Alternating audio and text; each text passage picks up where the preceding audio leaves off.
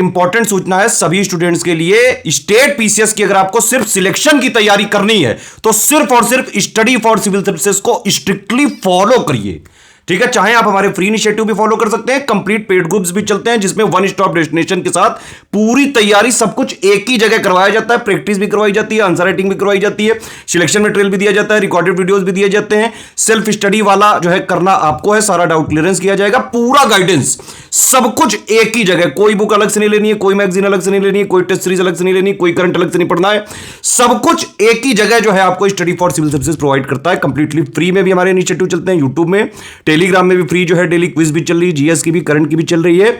UP PCS की complete सिर्फ और सिर्फ सिलेक्शन की तैयारी करनी है, प्रीलिम्स की, मेंस की, इंटरव्यू की, तो स्टडी फॉर सिविल सर्विसेज को आप ज्वाइन करें। बीपीएससी की चाहे 71 वाले की हो, 70 वाले की हो, यूपी पीसीएस की चाहे 2024 की प्री मेंस की हो, 2025 की हो, सारे कोर्सेज चल रहे हैं। इवन राजस्थान पीसीएस का कोर्स चल रहा है, एमपी पीसीएस का कोर्स चल रहा है, उत्तराखंड 2025 की कंप्लीट प्रीलिम्स और मेंस की तैयारी का कंप्लीट सिलेक्शन तक की तैयारी का कोर्स चल रहा है लगातार स्टडी फॉर सिविल सर्विसेज पर। हरियाणा पीसीएस की तैयारी का भी कोर्स चल रहा है, छत्तीसगढ़ पीसीएस का भी आने वाला है, जेपीएससी का भी आने वाला है। स्टडी फॉर सिविल सर्विसेज के ऐप को आप इंस्टॉल कर सकते हैं, वहां पे कोई पीडीएफ वगैरह चाहिए आपको तो आप पीडीएफ भी बाई कर सकते हैं, करंट अफेयर वगैरह की। कोई कोर्स चाहिए, UP special, MP special, Uttarakhand special, Rajasthan special, इस टाइप के कोर्सेज भी वहां पे अवेलेबल हैं। कंप्लीट टेस्ट सीरीज चाहिए, चाहे 2025 की, 2024 की, बीपीएससी, यूपीपीएससी है ना, एमपीपीएससी, राजस्थान वाली आरएएस वाला जो परीक्षा है, सबकी जो है सारी टेस्ट सीरीज बिल्कुल fresh, exam oriented, exact official syllabus plus latest and pattern के हिसाब से कंप्लीटली रिवाइज्ड और अपडेटेड, जो आज का डायनेमिक पैटर्न चल रहा है उस पर आधारित कंप्लीट तैयारी आप कर सकते हैं। स्टेट पीसीएस की, आरओ की, बीओ की, प्लस कई सारे हमारे कोर्सेज चलते रहते हैं। वनडे एग्जाम्स के लिए भी हमारा एक इनिशिएटिव चल रहा है, ज्ञान सर एजुकेशन ऐप भी चल रहा है और उसका यूट्यूब चैनल भी चल रहा है। जल्दी हमारे यूपीएसआई और बिहार एसआई के भी बैचेस चालू होने जा रहे हैं, तो पुलिस वाले एग्जाम की भी कंप्लीट सिलेक्शन तक की तैयारी का सिर्फ और सिर्फ स्टडी फॉर सिविल सर्विसेज मिल जाएगा। ज्ञान सर एजुकेशन जो है वनडे एग्जाम्स के लिए है, वहां आपको आरआरबी के सारे कोर्सेज मिल सकते हैं, एसएससी जीडी मिल सकता है, एसएससी सीजीएल मिल सकता है, प्लस आने वाले टाइम पे सारे कोर्सेज बहुत ही कम जो है प्राइसेस में, बिल्कुल अफोर्डेबल प्राइस में, और सिर्फ सिलेक्शन की तैयारी बिना कोई टाइम वेस्ट किए हुए। क्योंकि वनडे एग्जाम में ज्यादातर जितने प्लेयर हैं टाइम वेस्ट बहुत करते हैं, कई सारे स्टूडेंट ने बहुत बार जो है हमसे रिक्वेस्ट करी है, इसीलिए वनडे का सिर्फ और सिर्फ टू द पॉइंट, जितना एग्जाम में सिलेक्शन के लिए जरूरी सिर्फ उतना जो है का कोर्स, कंप्लीट टेस्ट सीरीज वगैरह सारे जो है हम बहुत जल्द जो है लॉन्च कर रहे हैं। यूपीएसआई का भी आने वाला है, बीआरएसआई का भी आने वाला है, और आरआरबी वगैरह का ऑलरेडी चल रहा है। दोस्तों, स्वागत है आपका स्टडी फॉर सिविल सर्विसेज में। मोस्ट रिपीटेड क्वेश्चंस को हम देखने वाले हैं। ये स्टेट पीसीएस तमाम जो है उनमें पूछे गए हैं, खासतौर पे यूपी पीसीएस का प्रीलिम्स आपका काफ़ी नज़दीक है, आप अच्छे से रिवीजन कर रहे होंगे, एकदम सिर पर आ गई है परीक्षा, तो उसके लिए ये बहुत ज़्यादा उपयोगी।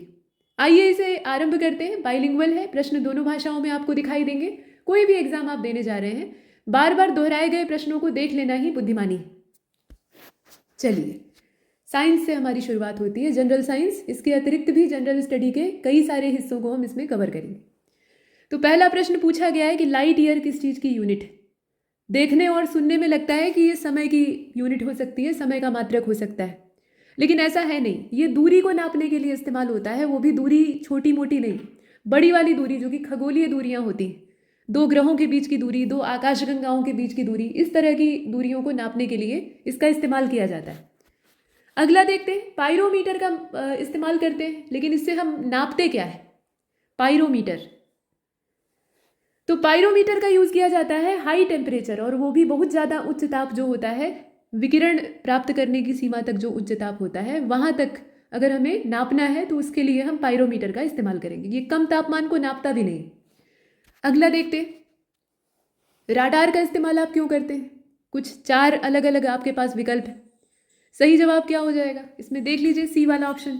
मतलब रेडियो तरंगों के द्वारा हम वस्तुओं की स्थिति, कोई भी ऑब्जेक्ट है तो उसकी जो एक्चुअल स्थिति है उसको पता लगा सकते हैं। चौथा प्रश्न, वॉशिंग मशीन का कार्य सिद्धांत क्या है? वॉशिंग मशीन में कपड़े धुलते हुए आपने देखे हैं, गोल गोल ऐसे घूमते हैं और सफाई होती है। तो गोल गोल घूमना मतलब वो सर्कुलर मोशन है। तो सर्कुलर मोशन में 2 बल काम करते हैं। एक तो होता है सेंट्रीपिटल यानी अभिकेंद्र, और दूसरा होता है सेंट्रीफ्यूगल, जिसे आप स्यूडो फोर्स कहते हैं। तो वो सेंट्रीफ्यूगल फोर्स ही यहाँ उत्तरदायी होता है, जिसकी वजह से आपके कपड़ों की सफाई होती है। तो अपकेंद्रण का सिद्धांत काम करता है।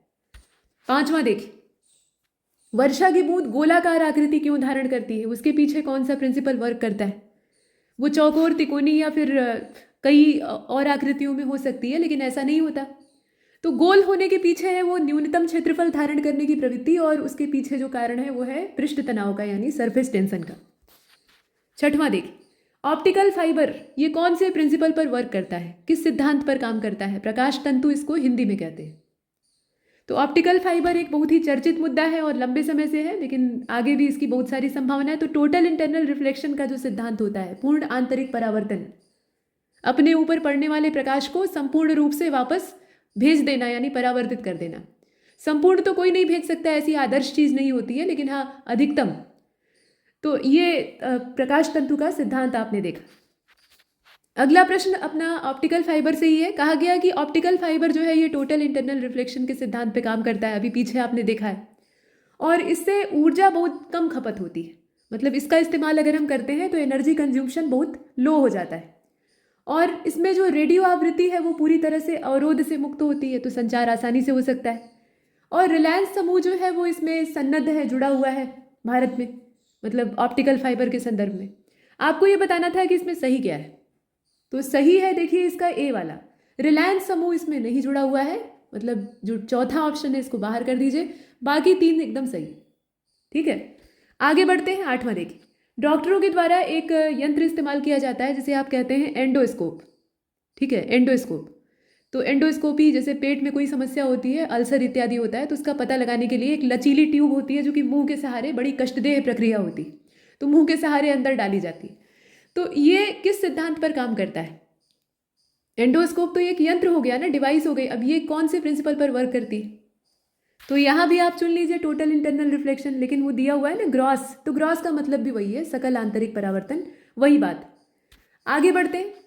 नौवां देखिए, मरीचिका, भ्रम की स्थिति होती है। पुराने समय में कहा जाता था कि रेगिस्तान में हिरण जो है वो पानी की खोज में दौड़ रहे होते हैं, दूर ऐसा लगता है रेत पर जब सूर्य का प्रकाश पड़ता है तो भ्रम, मायाजाल उत्पन्न होता है, ऐसा लगता है नदी बह रही है। जब वहाँ हिरण दौड़ते हुए पहुँचता है तो वहाँ पानी नहीं रहता है, रेत रहती, तो दौड़ते दौड़ते ऐसे ही मारा जाता है। तो ये भ्रम अक्सर कई जगहों पर, तो इसके पीछे वजह क्या होती है? जब भी कोई चीज़ अपने ऊपर पड़ने वाले प्रकाश को संपूर्णतः परावर्तित करने की क्षमता रखती है तो वहाँ पर मायाजाल उत्पन्न होता है। ठीक है, तो ये टोटल इंटरनल रिफ्लेक्शन का ही एग्जाम्पल।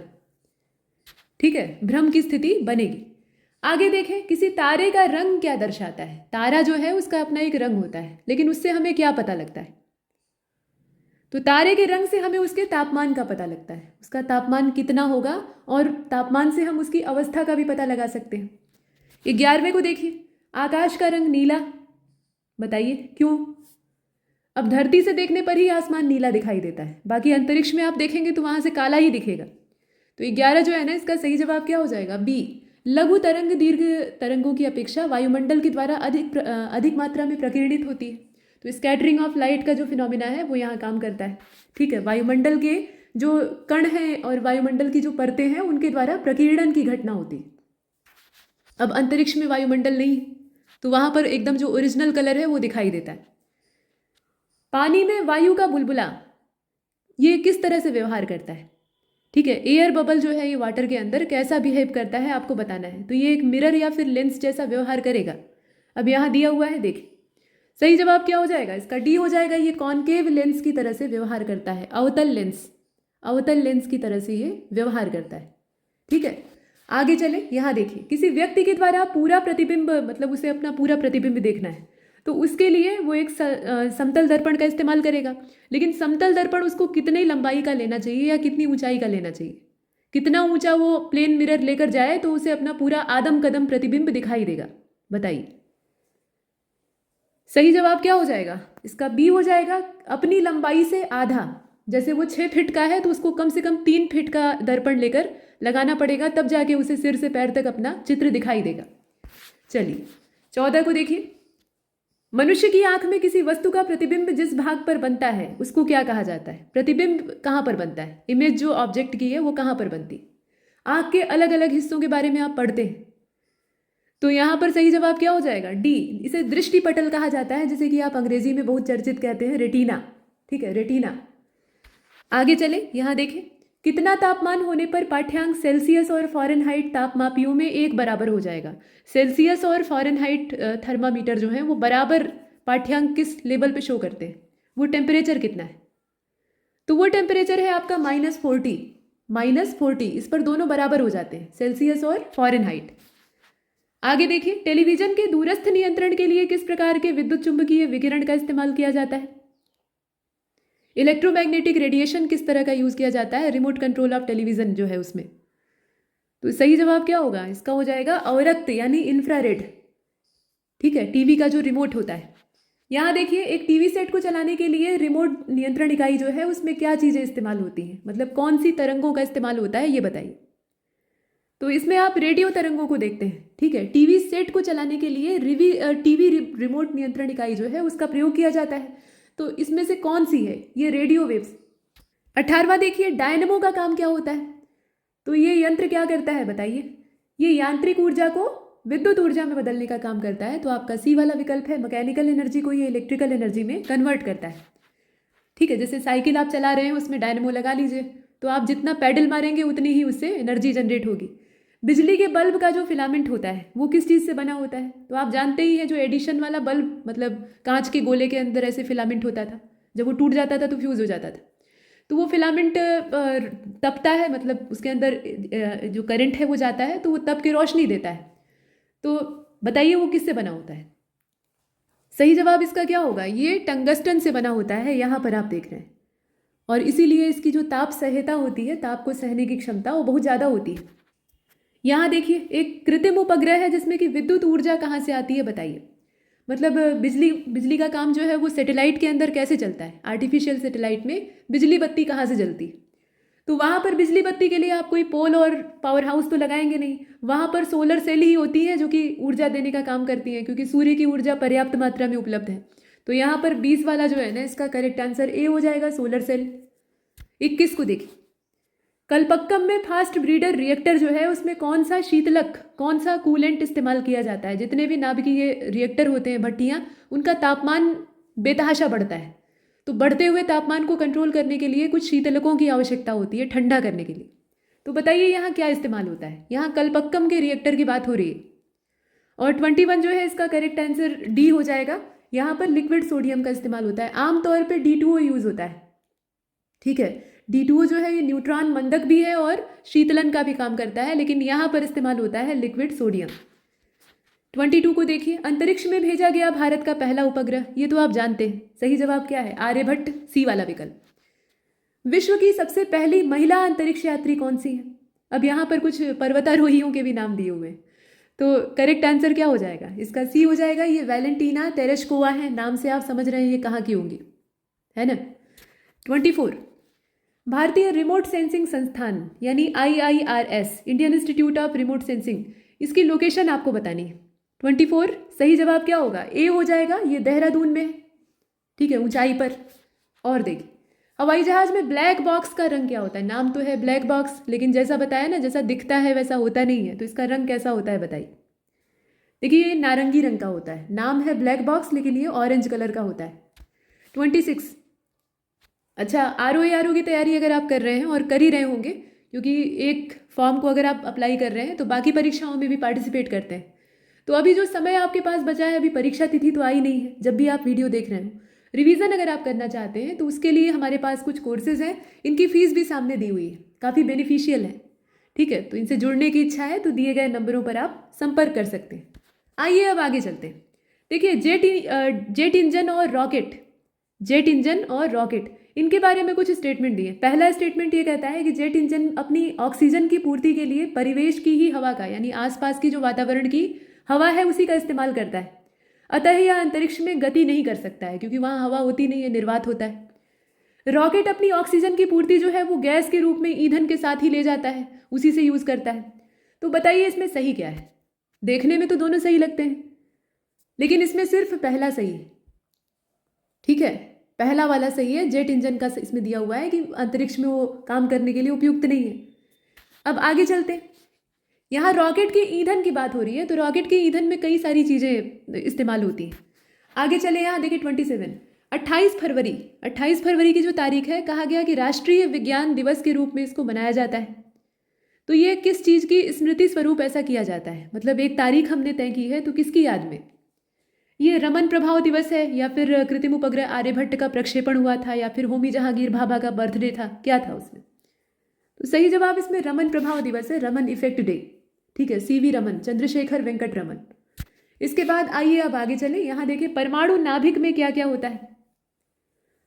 परमाणु नाभिक में क्या होता है बताइए? तो प्रोटॉन होते हैं और न्यूट्रॉन होते हैं। न्यूट्रॉन जो है उनके ऊपर कोई चार्ज नहीं, मतलब उदासीन होते हैं इलेक्ट्रिकली, और प्रोटॉन के ऊपर धनावेश होता है। तो इसमें आप सी को चुनेंगे और बाहरी कक्षाओं में भटकते रहते हैं इलेक्ट्रॉन। चलिए यहाँ देखिए एटम यानी परमाणु में न्यूट्रॉन की खोज किसने की थी? परमाणु के अंदर न्यूट्रॉन की खोज करने वाले व्यक्ति का नाम आपको बताना है। तो ये चैडविक महोदय थे। हालांकि न्यूट्रॉन का अंदेशा तो इससे पहले वाले वैज्ञानिक जैसे रदरफोर्ड इत्यादि हैं उनको भी हो गया था, लेकिन प्रॉपर तरीके से उसका पूरा व्याख्या करने वाले ये चैडविक। इसके बाद 30वें को देखिए, परमाणु में जिन प्रोटॉनों की संख्या, माफ कीजिएगा, परमाणु जिनमें प्रोटॉनों की संख्या समान होती है लेकिन न्यूट्रॉनों की संख्या अलग अलग होती है, तो ऐसे परमाणुओं को हम क्या कहते हैं? ऐसे तत्वों के परमाणुओं को हम क्या कहते हैं? यहाँ पर सम न्यूट्रॉनिक समस्थानिक वाली परिभाषा आप देख रहे हैं, बताइए। तो सही जवाब इसका डी हो जाएगा। ये समस्थानिक होते हैं। ठीक है, प्रोटॉनों की संख्या समान होती है लेकिन न्यूट्रॉन अलग अलग होते हैं। 31 को देखिए, यहाँ लिस्ट मिलान करना है। आयोग का ये पसंदीदा क्षेत्र होता है। सूची वाले एक आध प्रश्न तो अवश्य ही मिलते हैं। तो इसमें एक तरफ प्राकृतिक रूप से घटित होने वाले पदार्थ, मतलब पदार्थों के नाम दिए हैं, और उनके अंदर किस पदार्थ की या किस तत्व की प्रचुरता होती है, तत्व की प्रचुरता होती है, वो दिया है। तो हीरा, संगमरमर, बालू और माणिक्य। माणिक्य एक रत्न होता है, रूबी इसको कहा जाता है। तो बताइए, मिलान अगर इसमें कीजिएगा तो इसका जो डी वाला ऑप्शन है वही सही होगा, उसी के हिसाब से कर लीजिए। देखिए हीरे के अंदर होता है कार्बन, ये कार्बन का ही अपरूप है, आप जानते ही हैं, शुद्धतम अपरूप। संगमरमर जो है उसके अंदर होता है ढेर सारा कैल्शियम, ये मेटामॉर्फिक रॉक है। उसके बाद है बालू, बालू के अंदर होती है सिलिका, और माणिक्य जो है इसके अंदर होता है एल्यूमिनियम। एल्यूमिनियम होता है लेकिन उसके बावजूद, एल्यूमिनियम का ऑक्साइड ये होता है, उसके बावजूद इतना कीमती होता है। इसके बाद 32 को देखिए, पीतल में कौन सी धातु है? पीतल एक मिश्र धातु है, इतना तो आप जानते ही हैं। तो इसके अंदर यानी ब्रास के अंदर क्या मिक्सचर मिला होता है? किन किन चीज़ों को मिलाने से ये बनता है? तो सही जवाब अपना सी हो जाएगा। ये कॉपर और जिंक मिलाने से बनता है। तांबा और जस्ता को आप मिलाएंगे तो बनेगा पीतल। और ये देखिए कौन सा सुमेलित नहीं है? तो फ्लोरीन का दिया हुआ है कि ये फ्लोरीन युक्त कार्बनिक यौगिक होता है। शुष्क बर्फ जो है ये असल में ड्राई या सॉलिड कार्बन डाइऑक्साइड होती है। कीरेटिन जो है ये मानव त्वचा की बाहरी परत में पाया जाने वाला एक तरह का प्रोटीन होता है। और मस्टर्ड गैस रासायनिक युद्ध में इस्तेमाल होने वाला एक विषैला द्रव पदार्थ होता है, लिक्विड।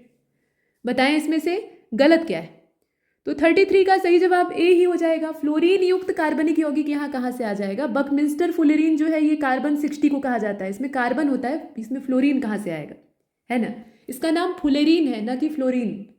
ठीक है, बाकी जितने हैं वो सही। और यहाँ देखिए रासायनिक रूप से ड्राई आइस क्या होती है? तो ड्राई आइस जो है ये सॉलिड कार्बन डाइऑक्साइड होती है। अब इसमें आप किसको चुनेंगे? डी वाला विकल्प। 35 में आ जाइए। पूछा गया कि निम्नलिखित में से कौन सी लाफिंग गैस के रूप में इस्तेमाल होती है? सूंघने पर हंसी आती है और ज़्यादा मात्रा में सूंघ लेंगे तो बेहोशी हो जाती है। तो एनेस्थीसिया इत्यादि में भी इसका इस्तेमाल होता है।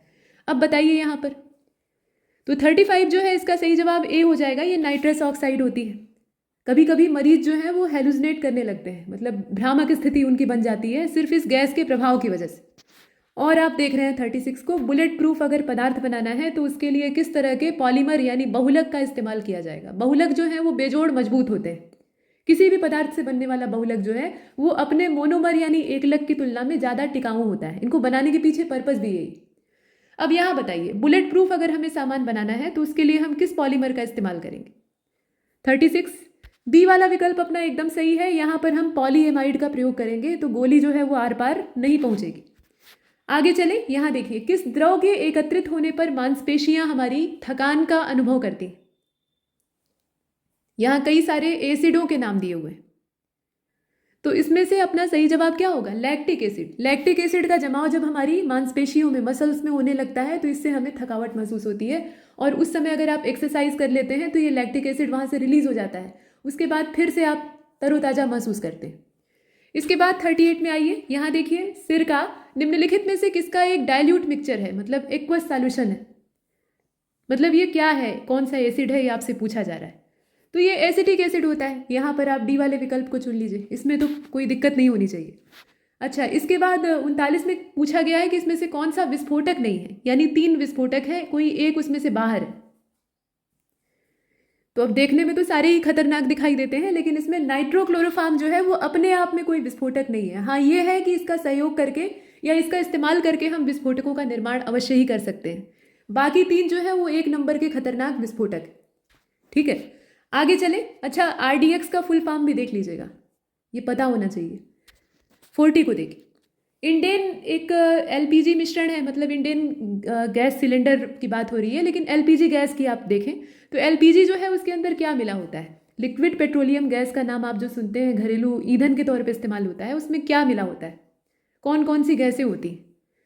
तो यहाँ पर सी वाला हो जाना चाहिए। ब्यूटेन और प्रोपेन मिला होता है और दोनों को मिला के सिलेंडर के अंदर कंप्रेस करके भरा जाता है, तो वो द्रवित अवस्था में रहता है और उसके अंदर कोई भी गंध नहीं होती है, गंधहीन होता है। तो लीकेज होगा तो पता ही नहीं लगेगा, ब्लास्ट हो जाएगा। इसके लिए उसमें कुछ थोड़ी मात्रा में एक रसायन मिलाया जाता है। जरा उस रसायन का नाम बताइएगा, वो क्या होता है जिसकी हमें महक अच्छी नहीं लगती है, जब वो लीक करता है तो पता लग जाता है। चलिए, वो आपके लिए क्वेश्चन है। 41 को देखिए। इसमें से कौन सा कीड़ा नहीं है? अब आप कहेंगे कि सारे ही कीड़े हैं, लेकिन इसमें कीड़ा कोई एक नहीं है, मतलब इंसेक्ट के परिवार में नहीं आता है। तो खटमल, मकड़ी, घरेलू मक्खी और मच्छर। 41 का सही जवाब बी हो जाएगा। ये जो मकड़ी है, स्पाइडर, ये कीड़ा नहीं, बाकी जितने हैं वो हैं। 42 को देखिए। लहसुन की जो तेज गंध होती है, जिससे कि कुछ लोग उसे राक्षसी तत्व समझ लेते हैं, तो वो किस वजह से होती है? तेज महक होती है और वो सल्फर के यौगिकों की वजह से होती है। प्याज और लहसुन दोनों में भी ये पाए जाते हैं सल्फर के कंपाउंड। इसके बाद पूछा गया कि ऑपरेशन थिएटर जो होता है, शल्य क्रिया की जो प्रक्रिया होती है, उसमें आर्थोप्लास्टी किसको कहा जाता है? आर्थोप्लास्टी ये एक मेडिकल टर्म है। इसका मतलब क्या होता है? अगर डॉक्टर इसको करवाने के लिए कह रहा है तो आपकी किस चीज़ की सर्जरी होगी? असल में ये कूल्हे के जोड़ का प्रतिस्थापन किया जाता है। हिप ज्वाइंट जो है उसका रिप्लेसमेंट, खासतौर पे जो ज़्यादा उम्र दराज लोग हैं उनके अंदर ये आवश्यकता होती है, या फिर एथलीट वगैरह। इसके बाद एंजाइम, हार्मोन, ये सब आप पढ़ते हैं। तो एंजाइम मूल रूप से हैं क्या? तो एंजाइम जो है ये प्रोटीन होते हैं, ये कुछ अलग नहीं है, प्रोटीन है। प्रोटीन का अपने शरीर के निर्माण में महत्वपूर्ण योगदान है। आगे चले, यहाँ लिस्ट मिलान करना है, कौन सी चीज़ क्या है ये आपको पहचानना है। तो विटामिन, एंजाइम, हार्मोन और प्रोटीन की श्रेणी है, उसमें किसको किससे मिलाएंगे ये देखिए। अब 45 का आप मिलान कर लीजिए बी के हिसाब से। ठीक है, थोड़ा आगे पीछे करना पड़ेगा। मतलब विटामिन इसमें से क्या है? तो कैरोटीन है। कौन सा विटामिन है जरा बताइए, मतलब ABCD कौन सा है? उसके अलावा एंजाइम है अपना पेप्सिन। हार्मोन क्या है? तो ये टेस्टोस्टेरोन और प्रोजेस्टेरोन है। प्रोटीन अपना केरेटिन है। ठीक है, कैरोटीन और केरेटिन में अंतर है, ध्यान दीजिएगा। ठीक है, तो ये बी वाला ऑप्शन सही है। यहाँ आ जाइए, रक्त का थक्का बनने में किस विटामिन की आवश्यकता होती है? अगर ये कम हो जाए आपके शरीर में तो ब्लड की जो क्लॉटिंग है वो नहीं होगी, मतलब चोट लगेगी, खून बहता रहेगा। तो 46 जो है इसका सही जवाब क्या होना चाहिए? बी हो जाएगा, ये विटामिन के है। आगे चले, 47 रतौंधी, रात के समय दिखाई देना बंद हो जाता है या कम हो जाता है? फिर उसके बाद कहा जाता है कि बथुआ और पालक का सेवन करिए। तो ये किस विटामिन की कमी से होता है? सही जवाब क्या हो? Vitamin A। और ये आराम से दूर किया जा सकता है पोषण अच्छी मात्रा में प्राप्त करके। इसके बाद आप देखें, जिस विटामिन में कोबाल्ट होता है उसके नाम में भी कोबाल्ट शब्द का इस्तेमाल, मतलब कोबाल्ट कहीं ना कहीं आता है। तो बताइए वो कौन सा विटामिन है? ये विटामिन बी परिवार का है, इसमें तो कोई संदेह नहीं है, लेकिन यहाँ पर चालाक है आयोग 1 नंबर का, वो सारे बी वाले ही दिया हुआ है। तो 48 जो है इसका सही जवाब डी हो जाएगा, ये विटामिन B12 है। ठीक है, साइनोकोबाल्मिन कहा जाता है ना। इसके बाद आइए 49 को देखिए। गाय का दूध जो है वो हल्का पीला होता है। आपका दूध वाला जो है दूधिया, वो आपको दूध देता है, आप भैंस का ले रहे हैं तो पीले रंग का दूध आपको दिया, आप तत्काल पहचान जाते हैं कि गाय का है, आप शिकायत करते हैं कि गाय का दिया है। तो हल्का पीलापन उसमें होता है, किस वजह से होता है ये आपको बताना है। तो 49 जो है इसका सही जवाब डी हो जाएगा, ये कैरोटीन की वजह से होता है, पीलापन जो है वो कैरोटीन की वजह से होता है। 50 को देख लीजिए।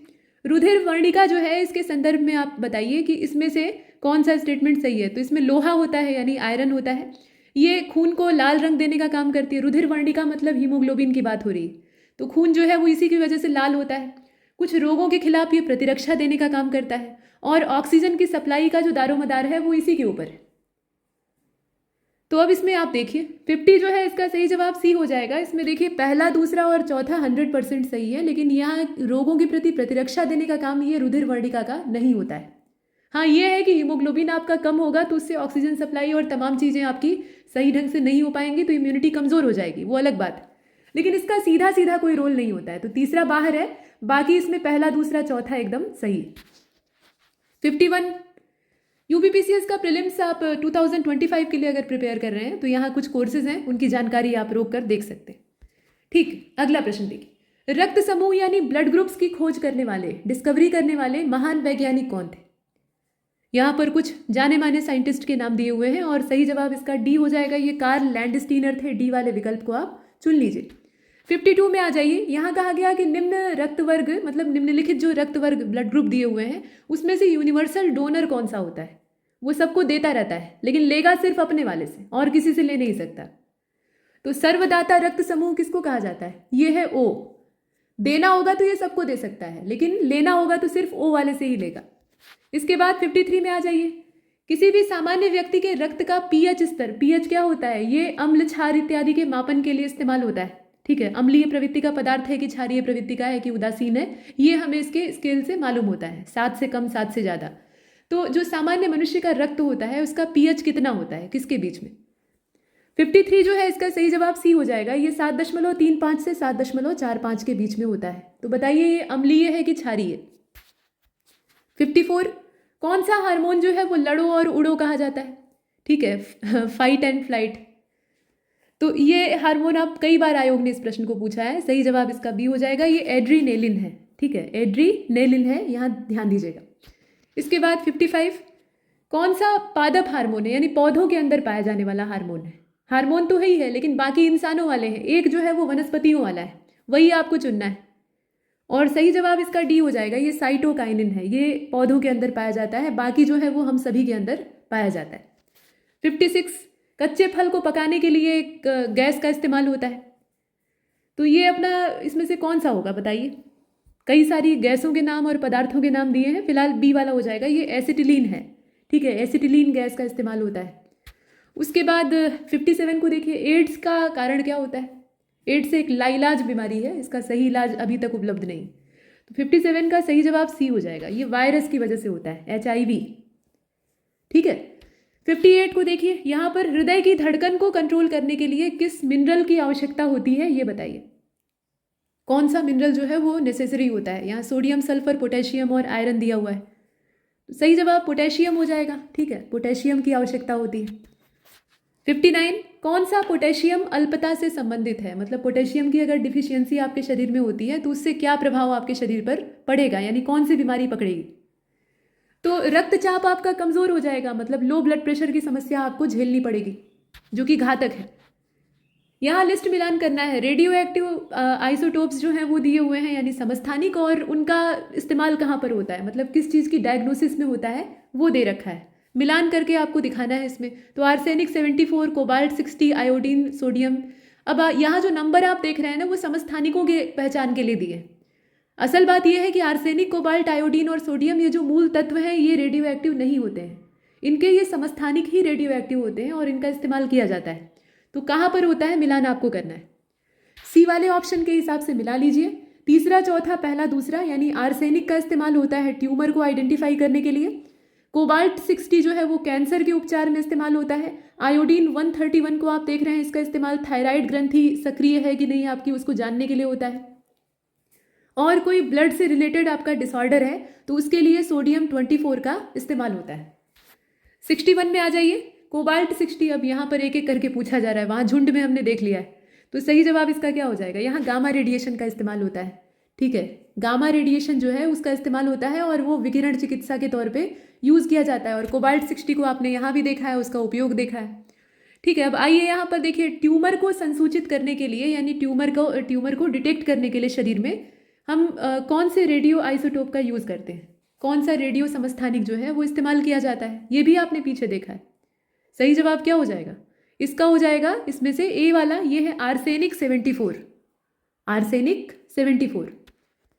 63 फिर से लिस्ट मिलान। यहाँ रोगों के नाम दिए हैं और वो किस अंग को प्रभावित करते हैं वो दिया हुआ है। मलेरिया, फाइलेरिया, इंसेफेलाइटिस और ल्यूकेमिया। बताइए इसमें कौन सा अंग किस बीमारी से प्रभावित होता है? तो सही जवाब इसका बी हो जाएगा। बी के हिसाब से मिलान, एक मिनट, बी के हिसाब से मिलान कर लीजिए। इसमें एक ज़्यादा दिया हुआ है, यहाँ 4 ही है, इधर 5 दिया है, ताकि आपको खोजने में दिक्कत का सामना करना पड़े। तो मलेरिया जो है उसमें क्या होता है?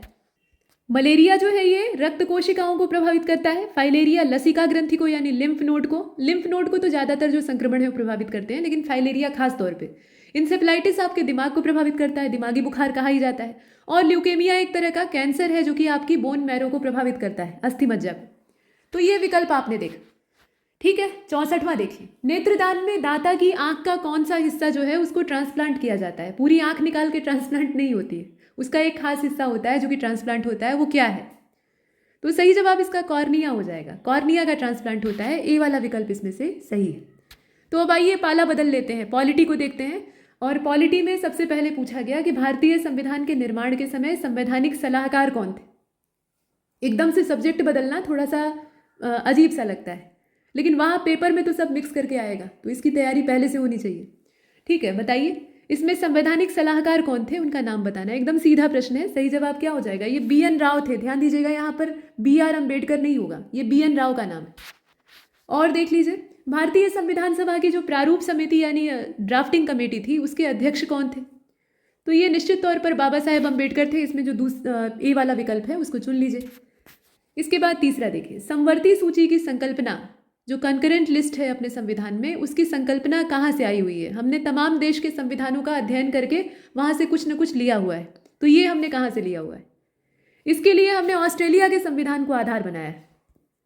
चौथा देखते हैं, संविधान के अनुच्छेद दिए हैं, विषय वस्तु उनकी क्या है, मतलब उसमें क्या कंटेंट है वो दिया हुआ है। तो अनुच्छेद 54, 75, 155 और 164 मिलान आप करेंगे तो इसका सही जवाब क्या हो जाएगा? इसका ए वाला हो जाएगा। ए के हिसाब से मिला लीजिए, मतलब मिलाने की जहमत भी नहीं करनी। 54 में राष्ट्रपति का निर्वाचन, प्रधानमंत्री और मंत्रिपरिषद की नियुक्ति 75, 155 में राज्यपाल, 164 में मुख्यमंत्री और मंत्रिपरिषद की नियुक्ति। ठीक है, ये हमने देखा। इसके बाद अब आगे चलते हैं। यहाँ देखिए, भारतीय संविधान की प्रस्तावना जो है ये मूल रूप से जिस अवस्था में थी उसके बाद कुछ शब्द इसमें जुड़े हुए हैं, जैसे पंथ निरपेक्ष।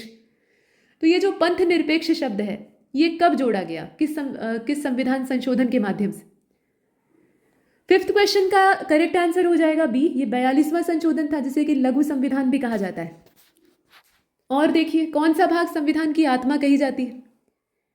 एकदम सीधा प्रश्न है, उद्देशिका को कहा जाता है। जो परमेबल है, अपनी प्रस्तावना है, उसी को कहा जाता है।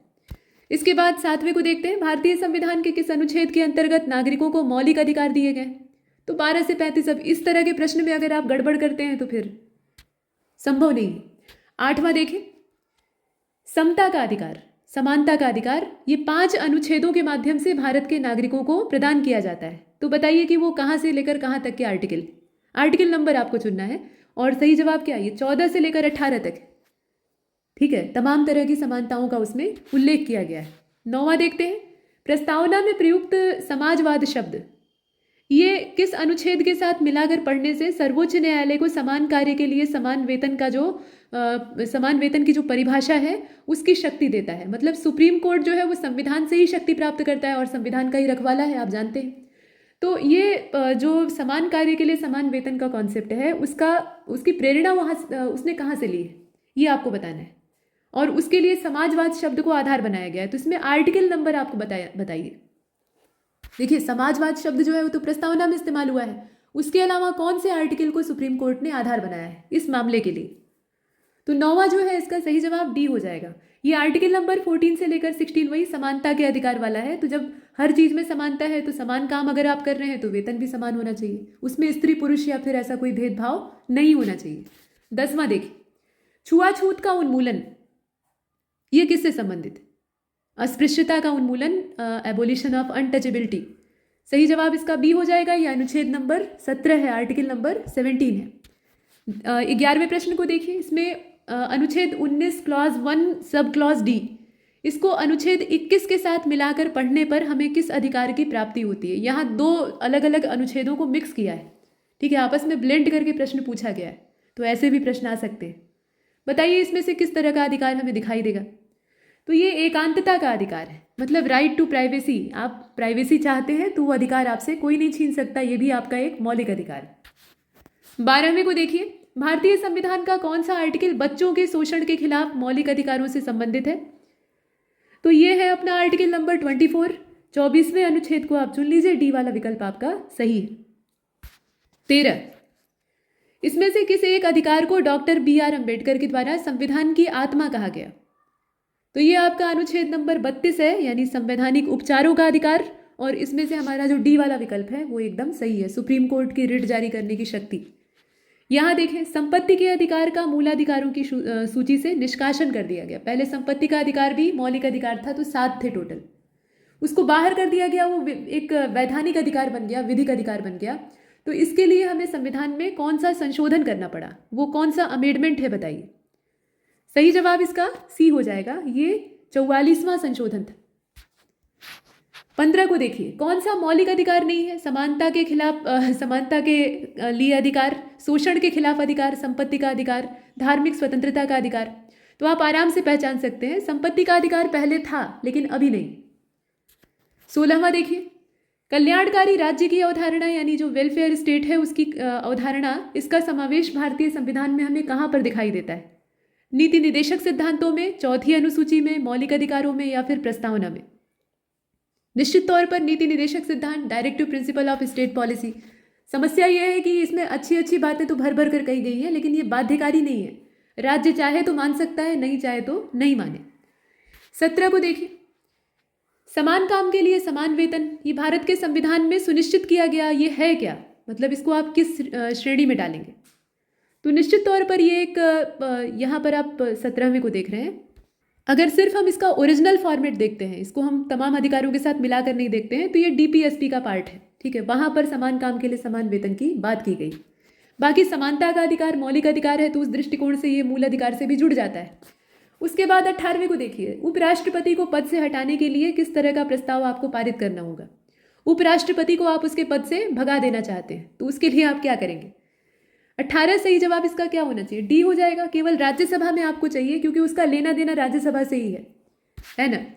आगे देखें, यहाँ देखें 19वां जो है, इसमें कथन कारण दिया हुआ है, भारत संघ में मंत्रिपरिषद संयुक्त रूप से लोकसभा और राज्यसभा दोनों के प्रति रिस्पॉन्सिबल होती है, और लोकसभा और राज्यसभा दोनों के सदस्य संघ सरकार में मंत्री बनने की पात्रता रखते हैं।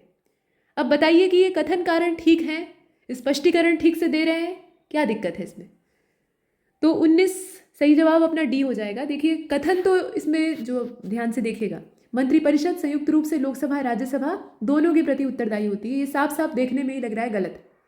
लेकिन इसका जो कारण दिया हुआ है उसको ध्यान से देखिए, कारण इसका सही है, ठीक है। कथन अपनी जगह गलत है, कारण इसका सही है, इसलिए हम डी को चुनते हैं। इसके बाद 20वें को देखिए, लोकसभा का पहला आम चुनाव कब हुआ था? तो पहला आम चुनाव इसका हुआ था 1952 में, ठीक है, 1952 में। 21, लोकसभा के पहले अध्यक्ष कौन थे? ये तो आप जानते हैं, ये मावलंकर जी थे। यहाँ पर आप ए वाले विकल्प को चुनेंगे। 22 को देखिए, भारतीय संविधान का कौन सा अनुच्छेद जिसके अंतर्गत अंतर्राष्ट्रीय समझौतों को प्रभावी बनाने हेतु संसद राज्य सूची के विषय पर भी कानून बना सकती है? राज्य सूची का विषय यानी राज्य को अधिकार है, लेकिन यहाँ संसद के पास एक वीटो पावर होती है। तो बताइए कौन सा आर्टिकल है अगर मामला अंतर्राष्ट्रीय समझौतों को लागू करने का है तब? तो 22 का जो करेक्ट आंसर है वो डी हो जाएगा, मतलब ये आर्टिकल नंबर 253 है, 253। 23 को देख लेते हैं, धन विधेयक प्राप्त होने के लिए, मतलब राज्यसभा के संदर्भ में कहा जा रहा है कि धन विधेयक प्राप्त होने के कितने दिनों के अंदर इसे लोकसभा को वापस करना पड़ता है। राज्यसभा के पास धन विधेयक के मामले में कोई शक्ति नहीं है, सारा इसमें एकाधिकार लोकसभा के पास होता है। तो इसलिए बताइए इसमें कितने दिन तक वो रोक सकती है? तो सिर्फ 14 दिन। 14 दिन के बाद वो खुद ही चला जाता है लोकसभा के पास, और पारित करने का अधिकार पूरी तरह से उनके पास, ठीक है। सिर्फ सुझाव राज्यसभा से दिया जा सकता है, उसको मानना न मानना लोकसभा और जो इसके सदस्य हैं उनके हाथ में होता है। इसके बाद 24 को देखते हैं, भारतीय संसद की लोक लेखा समिति यानी पब्लिक अकाउंट कमेटी, इसके अध्यक्ष को मनोनीत करने का काम, पहली चीज इसका अध्यक्ष मनोनीत होता है।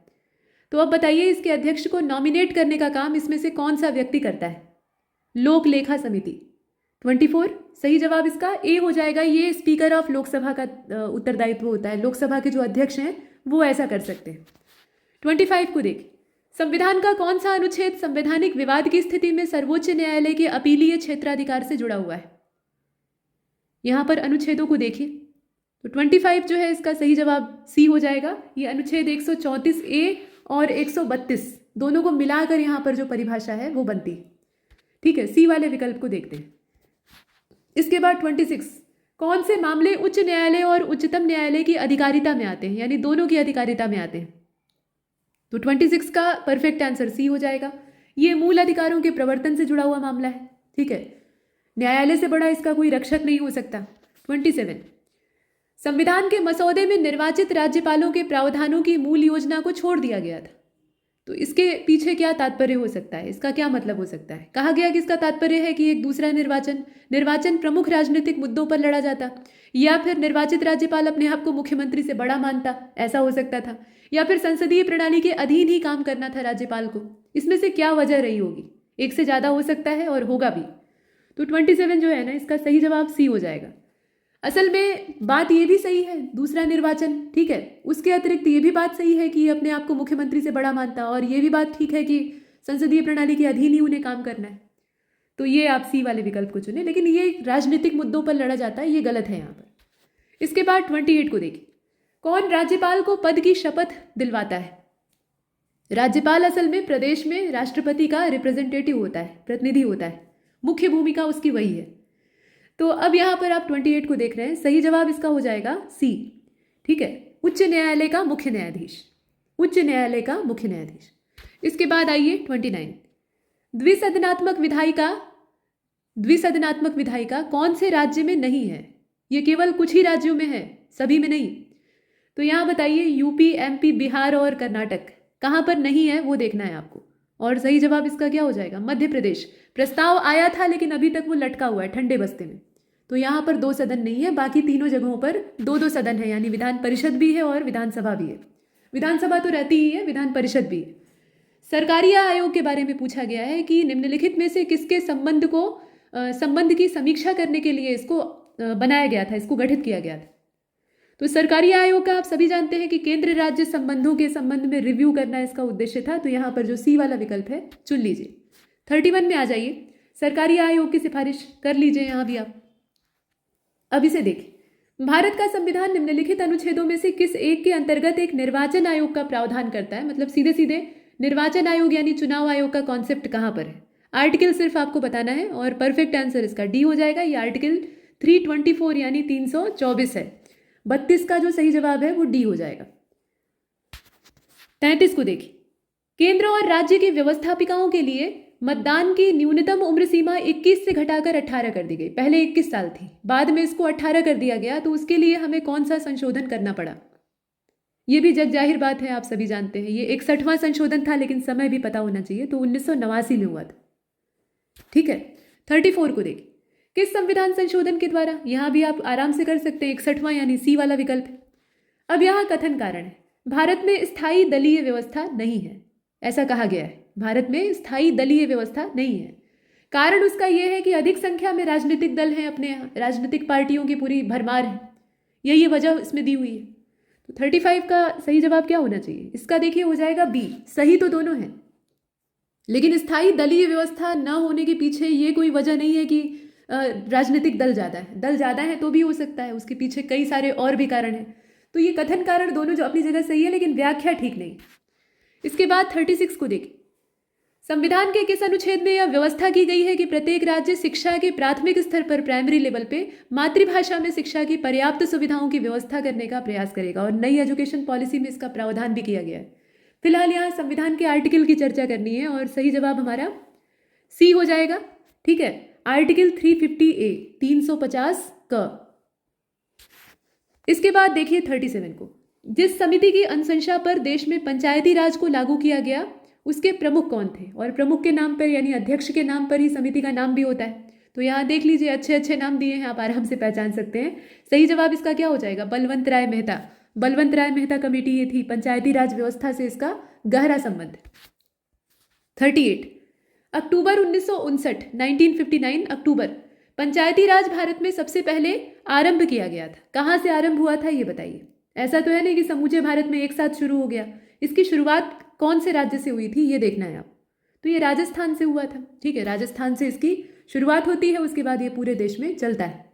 39 को देखिए, पंचायती राज से संबंधित यहाँ पर कुछ कमेटियों के नाम दिए हैं, आपको इनका कालानुक्रम अरेंज करना है। ये सारी कमेटियाँ पंचायती राज व्यवस्था से जुड़ी हुई हैं, अलग अलग सिस्टम से, लेकिन इसमें पहली कौन सी थी और बाद वाली कौन सी थी उसका आपको क्रम अरेंज करना है। ये क्रोनोलॉजी वाले प्रश्न भी आयोग पूछता है अच्छी खासी तादाद में, तो आप सी को चुन लीजिए। सबसे पहले इसमें Balwant Rai Mehta committee, BR Mehta committee, उसके बाद फिर अशोक मेहता कमेटी, फिर GVK राव और तब जाकर लक्ष्मीमल सिंघवी कमेटी, ठीक है, ये इसका सही क्रम हो जाएगा। 40वें को देखिए, हमारे संविधान के किस भाग में 3 सोपानों में पंचायतें मतलब 3 टियर वाली जो व्यवस्था है उसको करने की परिकल्पना की गई। ये भाग 9 है, 10 है, 11 है, 12 है, यहाँ पर पार्ट पूछा जा रहा है, आर्टिकल नहीं बल्कि पार्ट। तो 40 जो है इसका सही जवाब क्या होना चाहिए, सीधी बात है ए हो जाएगा, ये भाग 9 है पंचायतों से संबंधित। और 41 में कहा गया कि अनुसूचित जाति और जनजाति यानी शेड्यूल कास्ट और शेड्यूल ट्राइब, इनके लिए एक राष्ट्रीय आयोग गठित करने का प्रावधान संविधान के कौन से आर्टिकल में दिखाई देता है, कौन से अनुच्छेद में दिखाई देता है।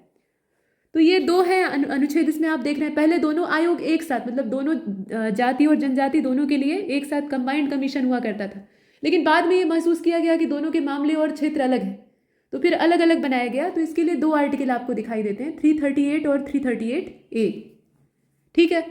41 आपने देखा, और अंतिम पॉलिटी का प्रश्न देखिए, ये है 42। कहा गया कि नागरिकों के मौलिक अधिकारों का संरक्षक कौन है। पीछे इसकी चर्चा हुई है, तो संविधान का और नागरिकों के मौलिक अधिकार का संरक्षक है सुप्रीम कोर्ट। हालांकि ये खुद भी संविधान से ही शक्ति प्राप्त करता है, लेकिन संविधान के प्रावधानों का ये रक्षक भी। तो अब यहाँ से फिर मामला बदलने वाला है। पॉलिटी को हमने पूरा कर लिया है। MPPCS का भी अगर आप एग्जाम दे रहे हैं तो उसके लिए भी आप हमारे कोर्सेज से जुड़ सकते हैं। अगला हमारा जो कॉन्सेप्ट है वो इतिहास से शुरू होगा। इतिहास में हम पन्ने पलटना शुरू करेंगे, तो पुराने समय से यानी प्राचीन काल से मध्यकाल और उसके बाद आधुनिक भारत की ओर जाएंगे, यही क्रम रहेगा। तो अच्छे खासे प्रश्न इसमें भी हैं, लगभग 90 या 100 के आसपास प्रश्न हैं, देखते हैं कितने। आइए शुरू करते हैं। सबसे पुराना वेद कौन सा है, एकदम बच्चों वाला प्रश्न है। ऋग्वेद सबसे पुराना है, और बाकी जितने वेद हैं ना, यकीन मानिए सब यहीं से पैदा हुए, इसी से कॉन्सेप्ट उठा कर बनाए गए। आगे चले, दूसरे को देखिए, अध्यात्म ज्ञान के विषय में नचिकेता और यम का संवाद। नचिकेता के जो पिता थे ना, उन्होंने गुस्से में आकर नचिकेता को कह दिया कि मैं तुम्हें यमराज को दान में दूंगा। बच्चे नचिकेता जो है उनसे बार बार प्रश्न कर रहे थे, इसलिए वो नाराज हो गए। नचिकेता उसको सही मान लेते हैं और यमराज को प्रसन्न करने के लिए आराधना शुरू करते हैं कि मुझे ले जाइए। तो यमराज बड़े चक्कर में पड़ते हैं कि लोग मरने से भागते हैं, ये लड़का मेरे पीछे भाग रहा है। तो नचिकेता उनसे शर्त रखते हैं कि मुझे आत्मा परमात्मा मतलब मरने के बाद मनुष्य का जीव का क्या होता है ये बताइए। ये चीज़ अगर ये रहस्य आप मुझे बता दें तो मैं मान जाऊंगा, फिर मैं आपके साथ जाने की जिद नहीं करूंगा। तो ये यम नचिकेता संवाद जो है वो इसी पर आधारित है। अब यहाँ बताइए कि कौन सा उपनिषद है जिसमें कि इसकी चर्चा है। तो सेकंड जो है इसका परफेक्ट आंसर सी हो जाएगा, ये कठोपनिषद है, ठीक है। काठक उपनिषद भी कहा जाता है और कठोपनिषद भी कहा जाता है। सत्यमेव जयते अपना ध्येय वाक्य है भारत सरकार का। कहाँ से लिया गया है, तो ये भी एक उपनिषद से ही लिया गया है। सत्य हमेशा विजयी होता है चाहे कोई भी परिस्थिति हो, मुंडकोपनिषद। किस राजा के एक अभिलेख से हमें यह जानकारी मिलती है कि शाक्य मुनि बुद्ध का जन्म लुम्बिनी में हुआ था। बुद्ध लुम्बिनी में पैदा हुए थे, ये हमें कौन से शासक के अभिलेख से पता लगता है बताइए। तो निश्चित तौर पर अशोक का अभिलेख, ठीक है। अशोक के अभिलेखों से ही हमें ज़्यादातर इस तरह की जानकारियाँ प्राप्त होती।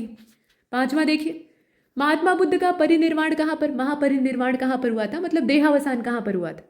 तो ये कुशीनगर था, उत्तर प्रदेश का। धर्मचक्र प्रवर्तन का कौन सा स्थान है, तो ये अपना सारनाथ है। उसे पहले मृगदाव और ऋषिपत्तनम के नाम से जाना जाता था और बौद्ध धर्म से जुड़ने के बाद सारनाथ। 7वां देखिए, महावीर स्वामी कहाँ पैदा हुए थे, तो महावीर स्वामी कुंडग्राम नाम की जगह पर पैदा हुए थे। ये ए वाला विकल्प हमारा सही है, एकदम सीधे सीधे प्रश्न है। अब ये देखिए, भारत में सिकंदर की सफलता के कुछ कारणों पर आपको प्रकाश डाल के बताया गया है। अब इसमें बताइए कि सही क्या है। मतलब सिकंदर शुरुआती दौर में बेतहाशा जीतता आता है, जो हमारे सीमावर्ती उत्तर पश्चिमी प्रांत थे उनको जीतते हुए आगे बढ़ता है। तो उस समय कोई केंद्रीय सत्ता नहीं थी अपने यहाँ, फौज उसके पास काफ़ी अच्छी थी, मतलब सेना बहुत अच्छी थी। देशद्रोही जो शासक थे वो सहायता कर रहे थे और वह एक अच्छा प्रशासक था। तो ये सारे ही कारण सही है। 8वां जो है ना इसका, इसमें से हो जाएगा बी वाला। इसमें यह नहीं माना गया है देखिए कि वो अच्छा प्रशासक था, जबकि ये सत्य है, लेकिन आयोग ने नहीं माना है, तो इसको हटा दीजिए। हालांकि अगर अब ये प्रश्न आता है तो ये विवाद का विषय बनेगा, निश्चित तौर पर वो अच्छा प्रशासक था। ठीक है, तो इसमें हमने बी को सही माना है, जो आयोग उत्तर दिया है उसी को हम सही मानते हैं, तो बी वाला है। मतलब असली बात यह थी कि केंद्रीय सत्ता अपने यहाँ नहीं थी, इसीलिए आप देखते हैं कि जब चंद्रगुप्त मौर्य अखंड भारत की स्थापना करते हैं तो इसी का जो आगे का उत्तरवर्ती है जैसे सेलुकस निकेटर इत्यादि वो पराजित होते जाते हैं, तो बाद में हार ही जाता, लेकिन उस समय कोई सेंट्रलाइज एडमिनिस्ट्रेशन नहीं था। इसके बाद 9वें को देखते हैं, सांची का स्तूप किसने बनवाया था? सांची का स्तूप किसने बनवाया था? तो ये अशोक के द्वारा बनवाया गया है, डी वाला विकल्प चुनिए। 10वां देखिए, अशोक के शिलालेखों को सबसे पहले पढ़ने में सफलता किसने हासिल की थी? वो ब्राह्मी और तमाम जो लिपियां हैं उनको पढ़ना आसान नहीं था, तो पढ़ा सबसे पहले किसने? तो मजे की बात यह है कि इसको पढ़ने वाले एक अंग्रेज थे, उनका नाम था जेम्स प्रिंसेप। 11 को देखिए, भारत का नेपोलियन किसको कहा जाता है? समुद्रगुप्त को। ठीक है, समुद्रगुप्त को गुप्त शासक और बेजोड़ पराक्रमी था, शरीर पर इसके 100 घाव थे और वो 100 लड़ाइयों में विजेता रहा था, ये इस बात के प्रतीक थे। 12वें को देखिए, योग दर्शन, अपने यहाँ जितने दर्शन है, षट दर्शन है, तो उन्हीं में से एक है योग दर्शन। ठीक है, योग का दर्शन, इसके प्रतिपादक कौन है? तो इसके प्रतिपादक है महर्षि पतंजलि। ठीक है, पतंजलि, ए वाला विकल्प हम इसमें से चुनते। 13 को देखिए, एलोरा का जो कैलाश मंदिर है ये कौन से वंश के शासकों के द्वारा बनवाया गया है? यहाँ पर आपको डायनेस्टी का नाम चुनना है, राष्ट्रकूट, सातवाहन, मौर्य, पल्लव, ऐसे करके दिया हुआ है। और 13वां जो है इसका सही जवाब ए हो जाएगा, ये राष्ट्रकूटों के द्वारा बनवाया गया है। ठीक है, राष्ट्रकूट। ध्यान दीजिएगा ये कैलाश मंदिर 2 है, तो इसमें से एलोरा वाला पूछा जा रहा है। 14 को देखिए, कोणार्क का सूर्य मंदिर, ये तो आप जानते हैं, इसमें से कौन सा होगा? ये नरसिंह देव वर्मन है। ठीक है, नरसिंह देव वर्मन, ए वाला विकल्प अपना सही है। 15 को देखिए, यहाँ जोड़ा मिलाकर दिया हुआ है, उसमें से कोई एक ही सही है, बाकी सारे गलत है। तो एलोरा की गुफाएं शकों ने बनवाई है, मीनाक्षी मंदिर पल्लवों ने बनवाया है, खजुराहो का मंदिर चंदेलों ने, और महाबलीपुरम या मामल्लपुरम के जो मंदिर हैं वो राष्ट्रकूटों ने बनवाए हैं। देखिए इसमें सही सुमेलित कौन सा है? खजुराहो के मंदिर वाला जो दिया है वही एकमात्र सही सुमेलित है, चंदेलों के द्वारा उसको बनवाया गया है। आगे चलते हैं, जैसे मदुरै मीनाक्षी टेम्पल को आप देखते हैं तो वो नायकर राजाओं के द्वारा बनवाए गए हैं, उसी प्रकार से बाकी भी हैं। तो कौन सा राजवंश अपनी नौसेना के लिए प्रसिद्ध था? समुद्री सेना, समुद्री सैन्य बल उसके पास बहुत अच्छा खासा था। चोल, चेर, पल्लव और राष्ट्रकूट, इसमें से कौन सा होगा? तो ये चोल थे। चोलों की जो शक्ति है वो समुद्र पर भी उतनी ही चलती थी, तो 16वें का सही विकल्प हो जाएगा ए वाला। ठीक है, चोल मंडलम जो कावेरी नदी के आसपास वाला था वो तो था ही, उसके अलावा भी इनका प्रभाव काफी दूर दूर तक।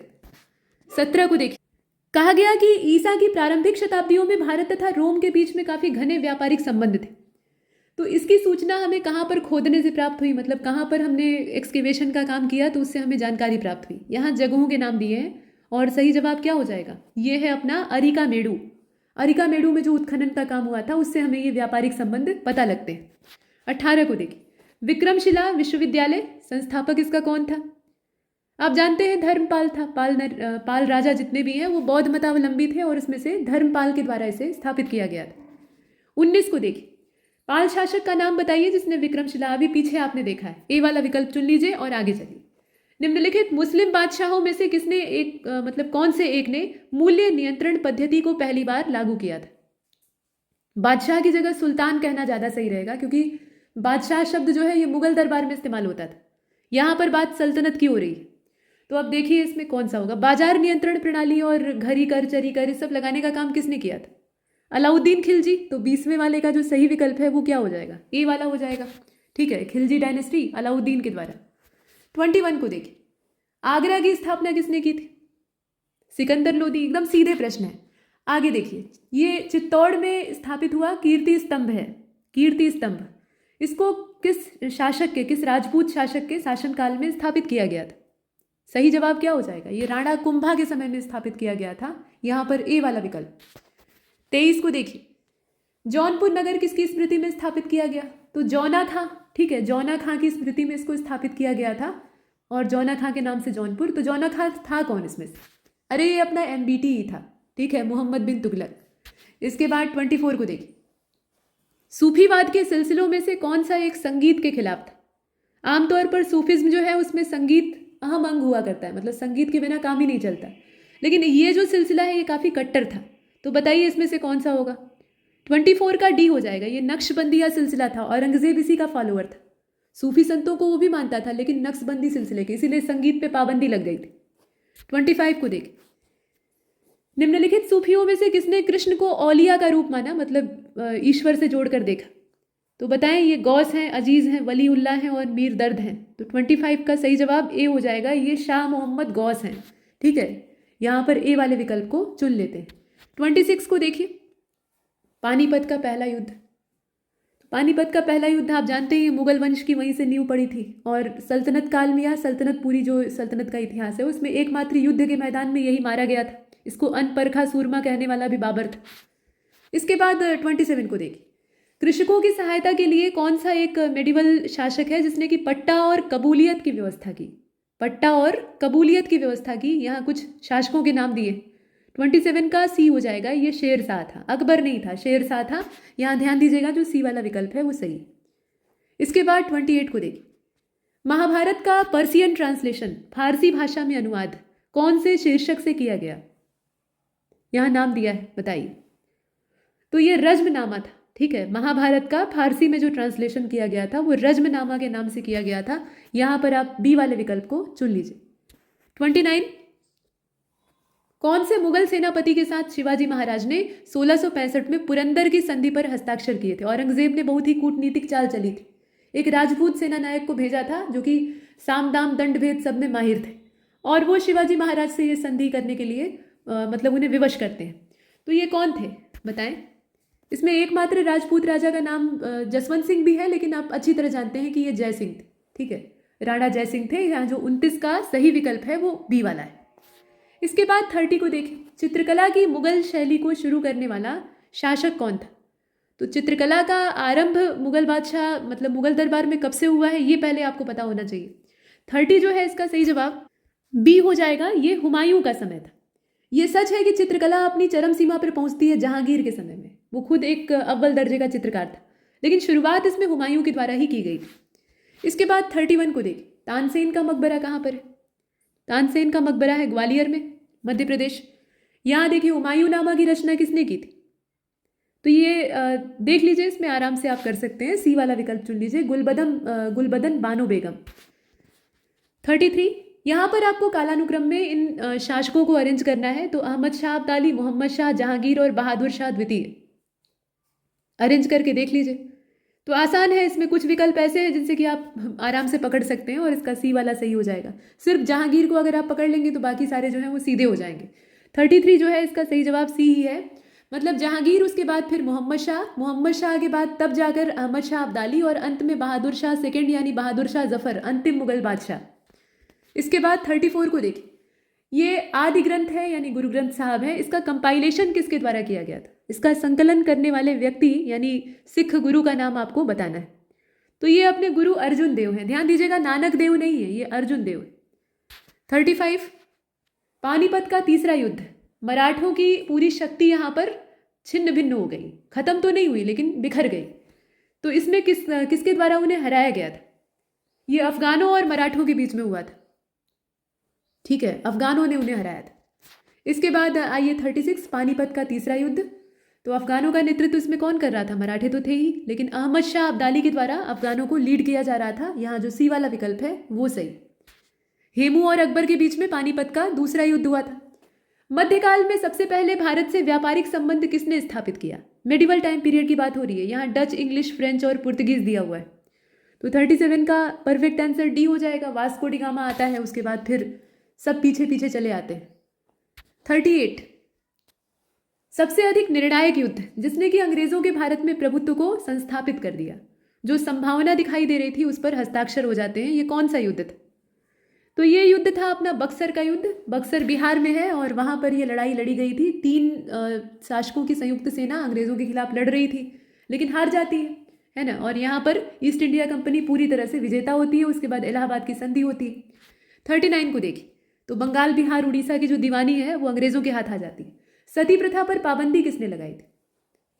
लॉर्ड कैवेंडिश विलियम बेंटिंग, ये पूरा नाम है। ठीक है, लॉर्ड विलियम बेंटिंग हम लोग कहते हैं, लेकिन कैवेंडिश विलियम बेंटिंग ये पूरा नाम था।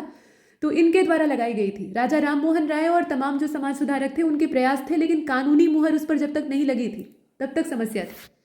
इसके बाद 40 को देखिए, डलहौजी के द्वारा अवध का अंग्रेजी राज्य में विलय कौन सी पद्धति के हिसाब से हुआ? तो वहां पर वो गोद निषेध वाली पद्धति तो काम नहीं की, डॉक्ट्राइन ऑफ लैप्स, तो उसने फिर वहां व्यभिचार का आरोप लगा दिया, या ये कहा जाए कि कुशासन का आरोप लगा दिया। मतलब ये घोषित कर दिया कि वाजिद अली शाह जो है वो शासन संभालने लायक नहीं। तो ये जो इसमें है ना, ये कुप्रशासन के कारण, बैड गवर्नेंस की वजह से। इसके बाद आगे चले, और अवध का ही विलय अंतिम विलय था डलहौजी के द्वारा किया हुआ। उसके बाद तो क्रांति भड़क जाती। 41 में कहा गया कि किस गवर्नर जनरल ने भारत में दास प्रथा को समाप्त किया? सती प्रथा का तो आपने देखा, लेकिन बताइए दास प्रथा को समाप्त किसने किया था? तो ये काम लॉर्ड एलन बरो का था। ठीक है, लॉर्ड एलन बरो का था। 42, स्वायत्त शासन, स्थानीय स्वायत्त शासन को किसने प्रोत्साहित किया था भारत में? Self local government. ये भारत में इसको प्रमोट करने वाला कौन था? तो 42 का सही जवाब इसमें डी हो जाएगा। ये लॉर्ड रिपन था, जो कि थोड़ा उदारवादी सोच के थे।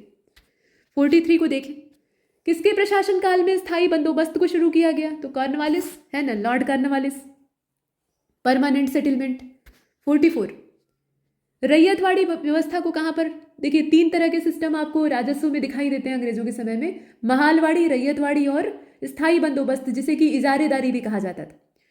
तो अब इसमें से आपको देखना है रैयतवाड़ी, जिसमें रैयत का सीधा संबंध सरकार से होता था लगान वसूली के मामले में। तो ये कौन सी प्रेसिडेंसी में लागू की गई थी? सबसे पहले ये शुरुआत की बात हो रही। तो 44 का सही जवाब डी हो जाएगा। ये मद्रास और बंबई प्रेसिडेंसी में बड़े पैमाने पर लागू किया गया था। 45 को देखते हैं, शोषण इसमें भी बढ़ चढ़ कर ही होता था। ये नहीं है कि बीच में जमींदार नहीं है तो शोषण नहीं होता था। यहाँ देखिए आप 1857 का रिवॉल्ट, इस समय भारत का गवर्नर जनरल कौन था? तो 1857 की क्रांति को एक तेज रफ्तार में भड़काने का उत्तरदायित्व डलहौजी के ऊपर था। हालांकि अंग्रेजों की कई सारी नीतियां जिम्मेदार, लेकिन डलहौजी ने उसमें घी डालने का काम किया। लेकिन उसको भोगने वाला कौन था? तो ये कैनिंग था। डलहौजी तो रिटायर होकर चला गया, मतलब यहाँ से कार्यकाल पूरा हुआ, वो चला गया। उसके बाद कैनिंग का समय था, तो उसी के समय में ये क्रांति हुई थी। ठीक है, और भारत का पहला वायसराय भी कैनिंग ही था। इसके बाद पूछा गया है कि मोपला विद्रोह जो है ये 1921 में हुआ था, समय दिया है, कभी कभी समय पूछा जाता है, ध्यान दीजिएगा। तो इसकी जगह कौन सी थी, कहाँ पर ये हुआ था? मोपला रिबिलियन। 46 का परफेक्ट आंसर हो जाएगा इसमें सी, ये मालाबार में हुआ था, दक्षिण Bharat, Malabar. 47, Asiatic Society of Bengal, इसके संस्थापक का नाम आपको बताना है। तो ये अपने विलियम जोन्स थे, इन्हें तो आप पहचानते ही हैं। अब यहाँ बताइए किसके सतत प्रयासों से बंबई में पहला महिला विश्वविद्यालय स्थापित हुआ? महिला शिक्षा के इसमें प्रमोटर का नाम आपको चुनना है। तो ये गिंडूमल हैं, धोंडू केशव कर्वे हैं, रमाबाई हैं और MG रानाडे हैं। वैसे तो समाज सेवी ही दिखाई दे रहे हैं, लेकिन इसमें से अपना जो सही जवाब है वो DK कर्वे यानी धोंडू केशव कर्वे। ठीक है, इनके द्वारा, इन्हीं के प्रयासों से ये स्थापित हुआ था। 49, लोकमान्य बाल गंगाधर तिलक, इन्होंने स्वतंत्रता संग्राम की सेवा के उद्देश्य से कौन सा समाचार पत्र प्रारंभ किया था? वो आपको बताना है। तो केसरी और मराठा, ये दोनों इन्हीं के द्वारा संचालित होने वाले समाचार पत्र थे, लेकिन इसमें मराठा तो दिया नहीं है, तो हम केसरी को देखेंगे। आगे बढ़ते, यहाँ देखिए ब्रह्म समाज के संस्थापक, अब ये बताने की आवश्यकता नहीं, आप आराम से कर सकते हैं। ठीक है, राजस्थान PCS भी अगर आप दे रहे हैं तो हमारे पास कोर्स उपलब्ध है, आप उनकी जानकारी यहाँ से ले सकते हैं। चलिए, भारतीय ब्रह्म समाज, ध्यान दीजिएगा ये ब्रह्म समाज नहीं है, भारतीय ब्रह्म समाज है, इंडियन ब्रह्म समाज। इसके फाउंडर का नाम आपको बताना है। तो इसके फाउंडर थे केशव चंद्र सेन, सी वाला विकल्प इसमें सही। 52 को देखिए, सत्यार्थ प्रकाश, दयानंद सरस्वती, इसमें कोई संदेह ही नहीं है। देव समाज, ब्रह्म समाज की तरह ही देव समाज, अब इसके संस्थापक का नाम आपको बताना है। तो ये शिव नारायण अग्निहोत्री थे, Shiv Narayan Agnihotri. 54, Servants of India Society, इसकी स्थापना किसने की थी? तो गोपाल कृष्ण गोखले के द्वारा की गई थी। 54 का जो डी वाला विकल्प है उसको चुन लीजिए। ठीक है, गोपाल कृष्ण गोखले, डी वाला विकल्प यहाँ चुना आपने। आगे चले, भारतीय राष्ट्रीय कांग्रेस की स्थापना आप जानते ही 1885 में हुई थी। इसके बाद 56 को आ जाइए, देखिए पहला अधिवेशन कहाँ पर हुआ था? तो पहले अधिवेशन का जगह बताइए अब इसमें आराम से, ये भी एकदम सीधा प्रश्न है, कोई इसमें हेर फेर नहीं है, मुंबई में हुआ था पहला। आगे चले, भारतीय राष्ट्रीय कांग्रेस की स्थापना के समय भारत का वायसराय कौन था? तो उस समय भारत का वायसराय था डफरिन। ठीक है, लॉर्ड डफरिन, और यहाँ जो डी वाला विकल्प है उसको चुन लीजिए। आइए 58 को देखिए, सबसे पहले मुस्लिम अध्यक्ष कौन थे भारतीय राष्ट्रीय कांग्रेस के अधिवेशन में चुने जाने वाले? तो इसमें आप देख रहे हैं ये बदरुद्दीन तैयब जी, ये पहले मुस्लिम अध्यक्ष, ठीक है। 59। कौन सा भारतीय राष्ट्रीय कांग्रेस का अध्यक्ष कभी नहीं चुना गया? तो लाला लाजपत राय, एनी बेसेंट, मोतीलाल नेहरू और बाल गंगाधर तिलक। और 59 जो है इसका सही जवाब हो जाएगा डी वाला। तिलक जो है, लोकमान्य तिलक, ये कभी भी अध्यक्ष नहीं चुने गए। तो डी वाले ऑप्शन को आप चुनेंगे यहाँ पर, ठीक है। आगे चलिए, अब 60वें को देखिए। अखिल भारतीय कांग्रेस की पहली महिला अध्यक्ष, पहली महिला अध्यक्ष की अगर सिर्फ बात की जाएगी तो एनी बेसेंट, लेकिन अगर पहली भारतीय महिला अध्यक्ष की बात की जाएगी तो वो कानपुर अधिवेशन था और सरोजनी नायडू ने उसकी अध्यक्षता की थी। तो यहाँ कैसे पूछा जा रहा है वो ध्यान दीजिएगा। स्वराज मेरा जन्मसिद्ध अधिकार है, इसे तो आप जानते ही हैं। यहाँ आ जाइए, भारत के स्वातंत्र प्राप्ति के बाद यानी आज़ादी के बाद निम्नलिखित में से किसने सुझाव दिया था कि कांग्रेस को अब भंग कर देना चाहिए, समाप्त कर देना चाहिए? तो ये सुझाव था गांधी जी का। गांधी जी इस पक्ष में नहीं थे कि अब इस पार्टी को आगे चलाया जाए, लेकिन चलती रहती है। 63 को देखिए, वह कौन है जिन्होंने कि इंडिपेंडेंस लीग की स्थापना की थी? विकल्प आपके सामने साफ साफ एकदम दिखाई दे रहे हैं और सी वाला विकल्प इसमें सही होगा। ये रास बिहारी बोस हैं, ठीक है, रास बिहारी बोस, सी वाला विकल्प। 64 को देखिए, लॉर्ड कर्जन के द्वारा बंग भंग जो किया गया था 1905 में, उसको रद्द घोषित कब किया गया? तो रद्द किया गया जब दिल्ली दरबार का आयोजन हुआ और वो समय था 1911। लेकिन बंगाल विभाजन रद्द सिर्फ नाम मात्र के लिए हुआ था, दरारें तो बनी गई थी। 65 को देखते हैं, वंदे मातरम भारतीय राष्ट्रीय आंदोलन का शीर्षक गीत बन गया किस आंदोलन के माध्यम से? मतलब ये कौन सा आंदोलन था जिसमें कि इसे शीर्षक गीत बना दिया गया? अब यहाँ पर वंदे मातरम का मतलब आप वो मत समझ लीजिएगा कि सन्यासी रिविलियन की बात हो रही है। यहाँ पर जो भारतीय राष्ट्रीय आंदोलन है उनकी बात करेंगे। तो 65 जो है इसका सही जवाब ए हो जाएगा। ये स्वदेशी मूवमेंट था, ठीक है, स्वदेशी मूवमेंट था जो कि बंगाल विभाजन की प्रतिक्रिया के रूप में शुरू किया गया। 66 को देखिए, 1916 का समय, लखनऊ अधिवेशन जो भारतीय राष्ट्रीय कांग्रेस का हुआ था उसके अध्यक्ष कौन थे? तो ये थे मजूमदार साहब, ये आप देख रहे हैं यहाँ पर, ठीक है। 66 को आपने चुना। 67 की ओर देखिए, राष्ट्रपिता गांधी जी को किसने कहा था? तो आजाद हिंद रेडियो से संबोधित करते हुए नेताजी सुभाष चंद्र बोस ने इन्हें राष्ट्रपिता करके संबोधित किया था। इसके बाद 68 को देखिए, सबसे पहले सत्याग्रह भारत में किन स्थानों से गांधी जी ने शुरू किया था सत्याग्रह? यहाँ पर कुछ प्रसिद्ध स्थान दिए हुए हैं। सही जवाब क्या हो जाएगा? चंपारण हो जाएगा, नील किसानों की दुर्दशा। और उसके बाद गांधी जी उस आंदोलन को लीड करते हैं। 69 को देखते हैं, अखिल भारतीय किसान सभा, इसका पहला अधिवेशन कहाँ पर हुआ था? अखिल भारतीय किसान सभा 69, सही जवाब इसका सी हो जाएगा। ये लखनऊ में हुआ था, सबसे पहले लखनऊ में हुआ था। आप सी वाले विकल्प को देख रहे हैं। 70 को देखिए, भारत ट्रेड यूनियन कांग्रेस के पहले अध्यक्ष कौन थे? BT रंदेव, Satyabhakta, Lala Lajpat Rai, NM Joshi. तो यहाँ पर अपना सही जवाब हो जाएगा सी वाला, ये है लाला लाजपत राय, ठीक है, सी को हमने चुना। इसके बाद 71 को देखते हैं, विदेशी वस्त्रों के लिए विदेशी वस्त्रों को जलाए जाने के संदर्भ में किसने गांधी जी को लिखा था कि ये निष्ठुर बर्बादी है? मतलब वो विदेशी वस्त्रों की होली जलाने के पक्ष में नहीं थे, मतलब ऐसा न किया जाए ये मानते थे। तो बताइए 71 सही जवाब इसका बी हो जाएगा। ये रविंद्रनाथ टैगोर थे, ठीक है, इन्होंने विरोध किया था। कहा गया, मतलब उनके द्वारा कहा गया कि ये निष्ठुर बर्बादी है सिर्फ, और कुछ नहीं। 72 को देखते हैं, स्वराज पार्टी की स्थापना, तो ये चित्तरंजन दास और मोतीलाल नेहरू जी के द्वारा की गई थी और सी वाले विकल्प को हम यहाँ पर चुन लेते हैं। 73 को देखिए, साइमन कमीशन का बहिष्कार भारतीयों ने किया था, एक स्वर में बहिष्कार किया था, उसके पीछे वजह क्या थी? तो मामला हम भारतीयों का था और उसमें भारत की ओर से कोई था ही नहीं, ठीक है, सारे यूरोपीय सदस्य थे, जॉन साइमन इसके अध्यक्ष। इसके बाद 74 को देखिए, यहाँ वक्तव्य और कारण दे रखा है। कहा गया कि कांग्रेस ने साइमन कमीशन का या साइमन आयोग का बहिष्कार किया क्योंकि इसमें एक भी सदस्य भारतीय नहीं था। तो कथन कारण दोनों सही है, व्याख्या भी ठीक है, बहिष्कार का यही कारण था। 74 का हम चुनेंगे ए वाला, ठीक है। 75 पूर्ण स्वराज्य का प्रस्ताव लाहौर कांग्रेस में, मतलब कांग्रेस का जो रावी नदी के तट पर लाहौर अधिवेशन हुआ था उसमें पारित किया गया था। तो पूर्ण स्वराज का ये प्रस्ताव किस समय, वो डेट आपको बतानी है, अधिवेशन की तारीख। 75 का सही जवाब बी हो जाएगा। ये 1929 का लाहौर अधिवेशन था, यहाँ देख रहे हैं आप। 76 को देखिए, पूर्ण स्वराज्य का प्रस्ताव ये किसकी अध्यक्षता में पारित हुआ था? मतलब रावी नदी के तट पे वो लाहौर अधिवेशन था, तो उसके अध्यक्ष कौन थे? तो ये जवाहरलाल नेहरू जी थे, आप सभी जानते हैं, बी वाला विकल्प यहाँ चुन लीजिए। 77 को देखिए, भारतीय राष्ट्रीय कांग्रेस के अधिवेशनों में से किसमें कांग्रेस का लक्ष्य पूर्ण स्वराज घोषित किया गया था। तो ये लाहौर अधिवेशन था, अभी पीछे आपने देखा है वही चीज़ है। अब यहाँ देखिए, नमक सत्याग्रह के समय गांधी जी गिरफ्तार हो गए। उसके बाद उनके स्थान पर नेता कौन बना था? नेता का स्थान किसने लिया था? 78। तो ये अब्बास तैयब जी थे। ठीक है, यहाँ पर जो ए वाला विकल्प है उसको चुन लीजिए। दांडी मार्च हुआ और वहाँ पर सांकेतिक रूप से नमक बनाकर गांधी जी ने नमक कानून को भंग किया, लेकिन मामला वहीं रुकता नहीं है। उसके बाद वो फिर धावा बोलने की बात कर देते हैं, तो सरकार इनको गिरफ्तार कर लेती है। तो अब्बास तैयब जी जो है वो आगे की कमान संभाल लेते हैं। 79 यानी 79 को देखिए, भारत का जो आज़ादी का संघर्ष है उसके संबंध में कुछ घटनाएं हैं, उन्हें आपको अरेंज करना है। तो दूसरा गोलमेज सम्मेलन होता है, कांग्रेस का कराची अधिवेशन होता है, भगत सिंह को फांसी दी जाती है और गांधी इरविन समझौता होता है। ये सब आसपास की ही घटनाएं हैं, इनको आपको अरेंज करना है। तो इसमें जो क्रम है ना वो सी वाला सही है, सी वाले के हिसाब से कर लीजिए। सबसे पहले गांधी इरविन पैक्ट होता है, उसके बाद भगत सिंह को फांसी दी जाती है। दुख की बात यह है कि इस समझौते में कहीं से भी निष्कर्ष नहीं निकलता है कि इन क्रांतिकारियों की फांसी रुकवा दी जाए। उसके बाद तब कराची अधिवेशन होता है और अंत में होता है राउंड टेबल कॉन्फ्रेंस, और यही एकमात्र गोलमेज सम्मेलन था जिसमें कि कांग्रेस की ओर से गांधी जी हिस्सा लेने के लिए लंदन जाते हैं।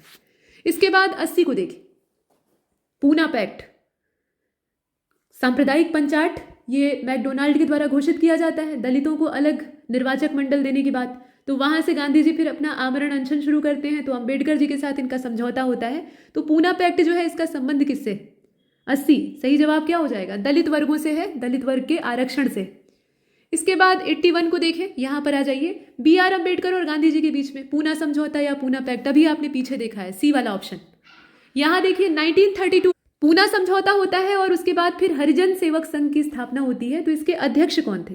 हरिजन सेवक संघ जो है इसके अध्यक्ष का नाम आपको बताना है और इसमें आपका सही जवाब हो जाएगा बी, घनश्याम दास बिरला।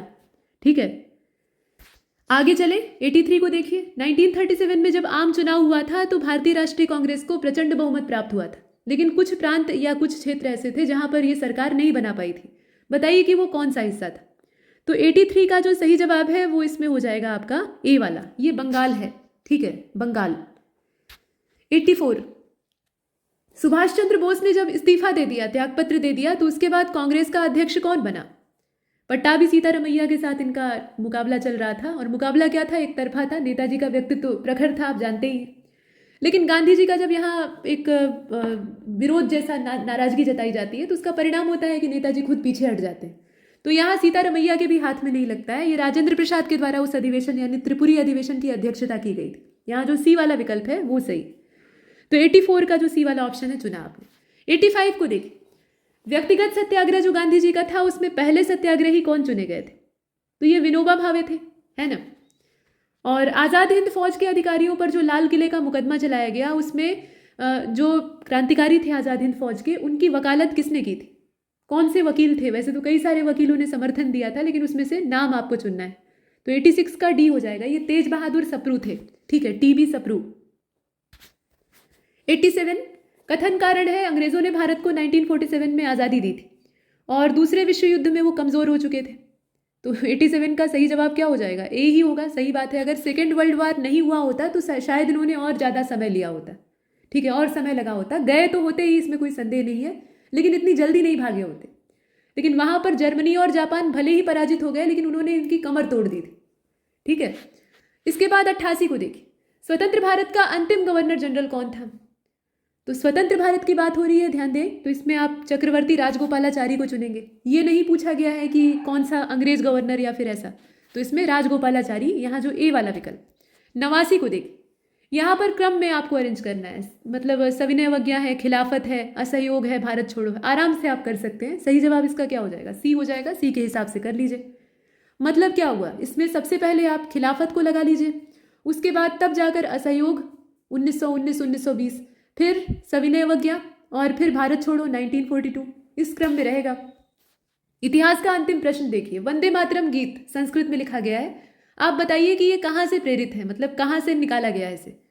तो ये बंकिम चंद्र चटर्जी का उपन्यास है आनंद मठ, सन्यासी विद्रोह की पृष्ठभूमि पर लिखा गया है और उसमें सन्यासियों का जो दस्ता होता था वो इसी गीत को गाते हुए आगे चलता था ध्वजा लेकर। ठीक है, तो ये आनंद मठ उपन्यास। यहाँ पर हमने इतिहास का समापन कर दिया है और समापन असल में नहीं किया है क्योंकि 90 प्रश्न ही नहीं है, 2 बोनस भी है, यानी 91-92। तो आइए 91 को देखते हैं। ये पूछा गया है कि डिस्कवरी ऑफ इंडिया जो कि जवाहरलाल नेहरू जी के द्वारा लिखी गई है, ये कौन सी जेल में उन्होंने लिखी थी, कहाँ पर वो बंदी थे उस समय इन्होंने इस किताब को लिखा था, भारत की खोज।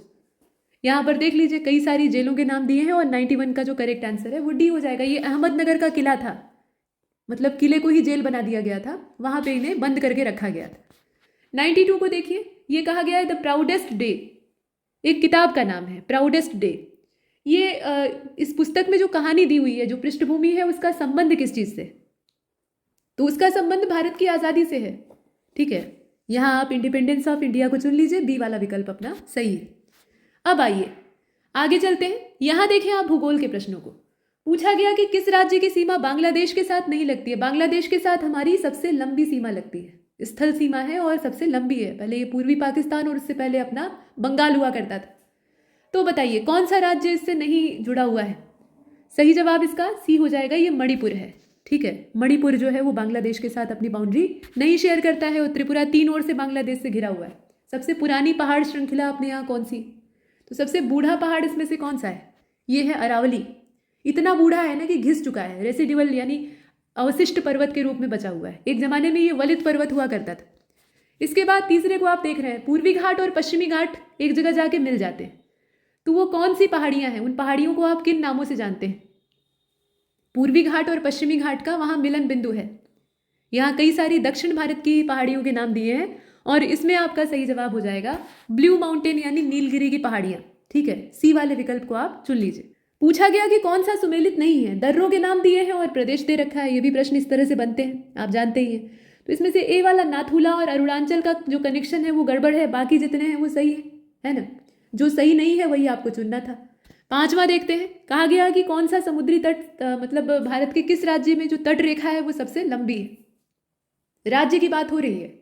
ठीक है, अगर सारे द्वीप इत्यादि सब मिला के और यूनियन टेरिटरी मिलाकर अगर पूछा जाए तो उसमें तट रेखा फिर गुजरात की लंबी नहीं होगी, लेकिन यहाँ पर जो एक घिसा हुआ प्रश्न है उसमें गुजरात की तट रेखा सबसे लंबी है। वैसे तो आप देखेंगे तो तट जो है वो सबसे ज़्यादा कहाँ पे, अंडमान निकोबार में पूरा चारों ओर से फैला हुआ है, लेकिन यहाँ सिर्फ राज्य की बात हो रही है।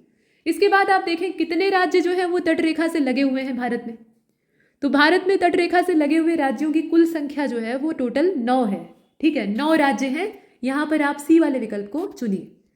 इसके बाद सातवां देखिए, भागीरथी। भागीरथी और अलकनंदा जब मिलती हैं तब गंगा हमें दिखाई देती है। ठीक है, देवप्रयाग में मिलन होता है। तो भागीरथी कहाँ से निकलती है, कौन सा ग्लेशियर या कौन सी जगह, तो भागीरथी ही जो है वो गोमुख से निकलती है, गंगोत्री ग्लेशियर से। असल में जिस नदी का जन्म होता है वो भागीरथी, बाकी सतोपंथ से अलकनंदा निकल के चल रही होती है और कई सारी नदियों से पानी लेते लेते यहाँ तक पहुँचती। कथन दिया है कि पश्चिमी घाट की नदियाँ डेल्टा का निर्माण नहीं करती। उसके पीछे वजह यह है कि ये छोटे मार्ग से बहती हैं और कड़ी चट्टानों पर से होकर गुजरती हैं। डेल्टा बनाने के लिए जलोढ़ मिट्टी का होना और लंबा रास्ता होना आवश्यक होता है। तो यहाँ पर सही जवाब क्या हो जाएगा, ए वाला हो जाएगा। कथन कारण दोनों सही हैं और आर जो है मतलब कारण, वो कथन की ठीक ठीक व्याख्या करता है। पश्चिमी घाट के ओर से ये जल्दी से समुद्र में मिल जाती हैं छोटा रास्ता अपनाकर, जैसे नर्मदा इत्यादि। ठीक है, इसके बाद आगे बढ़ते हैं। दामोदर जिसकी सहायक नदी है वो इसमें से कौन सी है, तो यहाँ पर आप हुगली को चुन लीजिए। हुगली की ये सबसे मुख्य सहायिका है दामोदर। ठीक है, 10वें को देखते हैं। किस नदी का उद्भव स्थल जो है वो भारत में नहीं है। व्यास, चिनाब, रावी और सतलज, ये सारी जो हिमालयी नदियां हैं इनके नाम दिए हैं। सही जवाब हो जाएगा सतलज। ठीक है, राकस ताल से निकलती हैं। ये भारत में उद्गम स्थान नहीं है। इसके बाद 11वें को देखिए, चिल्का झील कहाँ पर है, तो चिल्का झील कहाँ पर है, ये अपना उत्तरी सरकार तट है, उड़ीसा। ठीक है, तो यहाँ जो डी वाला विकल्प है उसको चुन लीजिए, यहाँ देख रहे हैं आप। ठीक, चौथा वाला। 12वें को देखिए, नागार्जुन सागर परियोजना कौन सी नदी पर है, तो ये अपनी कृष्णा नदी पर है। यहाँ जो डी वाला ऑप्शन है उसको आप चुन लीजिए। इस तरह के प्रश्न हर साल आते हैं। बगलिहार पावर प्रोजेक्ट, ये जो परियोजना है इसमें पाकिस्तान के द्वारा वर्ल्ड बैंक के समक्ष विवाद उठाया गया। भारत द्वारा जिस नदी पर इसको बनाया जा रहा है, मतलब असल में आपसे ये पूछा जा रहा है कि बगलिहार प्रोजेक्ट जो है ये कौन सी नदी से संबंधित है। इसमें आप देखें तो सही जवाब इसका सी हो जाएगा। इसका संबंध किससे है, चेनाब से। ठीक है, आगे चले। यहाँ देखें, गेहूं के अधिकतम उत्पादन वाला राज्य कौन सा है, तो ये उत्पादन का डाटा जो है ये परिवर्तित होता रहता है, लेकिन फिलहाल उत्तर प्रदेश। आगे देखें, सोयाबीन का सबसे ज़्यादा प्रोडक्शन, तो सोयाबीन के लिए आप जानते ही हैं मध्य प्रदेश का नाम सबसे आगे रहता है। सबसे महत्वपूर्ण खनिज युक्त रॉक तंत्र यानी चट्टानी तंत्र भारत में कौन सा है? कुडप्पा, धारवाड़, गोंडवाना और विंध्य। खनिजों के मामले में सबसे ज़्यादा रिच एरिया कौन सा है इसमें से? चट्टाने। तो सही जवाब इसका क्या होगा? धारवाड़, जिसे कि भारतीय खनिजों का हृदय स्थल कहा जाता है, धारवाड़ सिस्टम। 17 को देखते हैं। निम्नलिखित में से कौन से राज्य ऐसे हैं जो कि अभ्रक के सबसे बड़े प्रोड्यूसर के तौर पे, मतलब कौन सा राज्य ऐसा है जो कि अभ्रक का सबसे बड़ा उत्पादक जाना जाता है? अभ्रक मेखला के बारे में आपने पढ़ा होगा। तो यहाँ पर 17 का जो सही जवाब है वो ए हो जाएगा। ये आंध्र प्रदेश अभ्रक के मामले में सबसे ऊपर, इसी का नाम। अगला देखते हैं। कोयले का भंडार कहाँ पर सबसे ज़्यादा? तो कोयले के भंडार के लिए आप जानते हैं ये ओडिशा हो जाएगा। 18 का जो डी वाला ऑप्शन है उसको आप चुन लीजिए, डी वाले विकल्प में देखा आपने। 19 की ओर चलते हैं। प्रचुर मात्रा में उपलब्ध महत्वपूर्ण नाभिकीय ईंधन भारत में कौन सा है? प्रचुर मात्रा में। अब यहाँ पर कुछ तत्वों के नाम दिए हैं। सही जवाब अपना क्या होगा? थोरियम। अपने यहाँ ज़्यादा मात्रा में थोरियम उपलब्ध है। ठीक। दलहन अनुसंधान संस्थान यानी इंडियन पल्सेस रिसर्च इंस्टीट्यूट, इसकी लोकेशन आपको बतानी। सही जवाब इसका सी हो जाएगा। ये कानपुर में, लोकेशन इसकी कानपुर में। 21 लिस्ट मिलान करना है पर्यटन स्थल और राज्य। चकराता, हफलांग, कलिम्पोंग और कुफरी दिया हुआ है, कौन सा किस राज्य में है ये आपको देखना है। तो 21 का सी मिला लीजिए। सी के हिसाब से इसको जब मिलाएंगे ना तो यहाँ देखिए, चकराता जो है ये अपना उत्तराखंड में है, हफलांग कहाँ पे है? तो असम में है, कलिम्पोंग पड़ता है अपने पश्चिम बंगाल में और कुफरी है हिमाचल प्रदेश। ठीक। इसके बाद यहाँ देखें आप, सूर्य ग्रहण प्रत्येक कौन सी तिथि या किस दिन घटित होता है? इसकी एक निश्चित तिथि होती है। ऐसा नहीं है कि जिस दिन मन किया उसी दिन सूर्य ग्रहण, ऐसा नहीं होता। तो ये पूर्णिमा पर होता है, अमावस्या पर होता है, या किसी पर नहीं होता। तो 22 जो है इसका सही जवाब बी हो जाएगा। ये केवल अमावस्या के ही संदर्भ में या अमावस्या के दिन ही घटित होता है। जो 22 है इसका बी वाला ऑप्शन चुन लीजिए। इसके बाद सूर्य ग्रहण कब होता है ये आपको बताना है। तो बताइए सूर्य ग्रहण कब होगा? सूर्य का प्रकाश हम तक नहीं पहुंच पाता क्योंकि बीच में चंद्रमा आ जाते हैं, है ना। तो यहाँ जो 23 है इसका सही जवाब सी हो जाएगा। चंद्रमा जब सूर्य और पृथ्वी के बीच में आ जाता है। 24 को देखिए। पृथ्वी तक सूर्य के प्रकाश को पहुंचने में कितना समय लगता है? तो इलेक्ट्रोमैग्नेटिक रेडिएशन जो है उसे चलने के लिए माध्यम की आवश्यकता नहीं होती है, निर्वात में भी चल सकता है ना। प्रकाश की गति निर्वात में आप देखते हैं।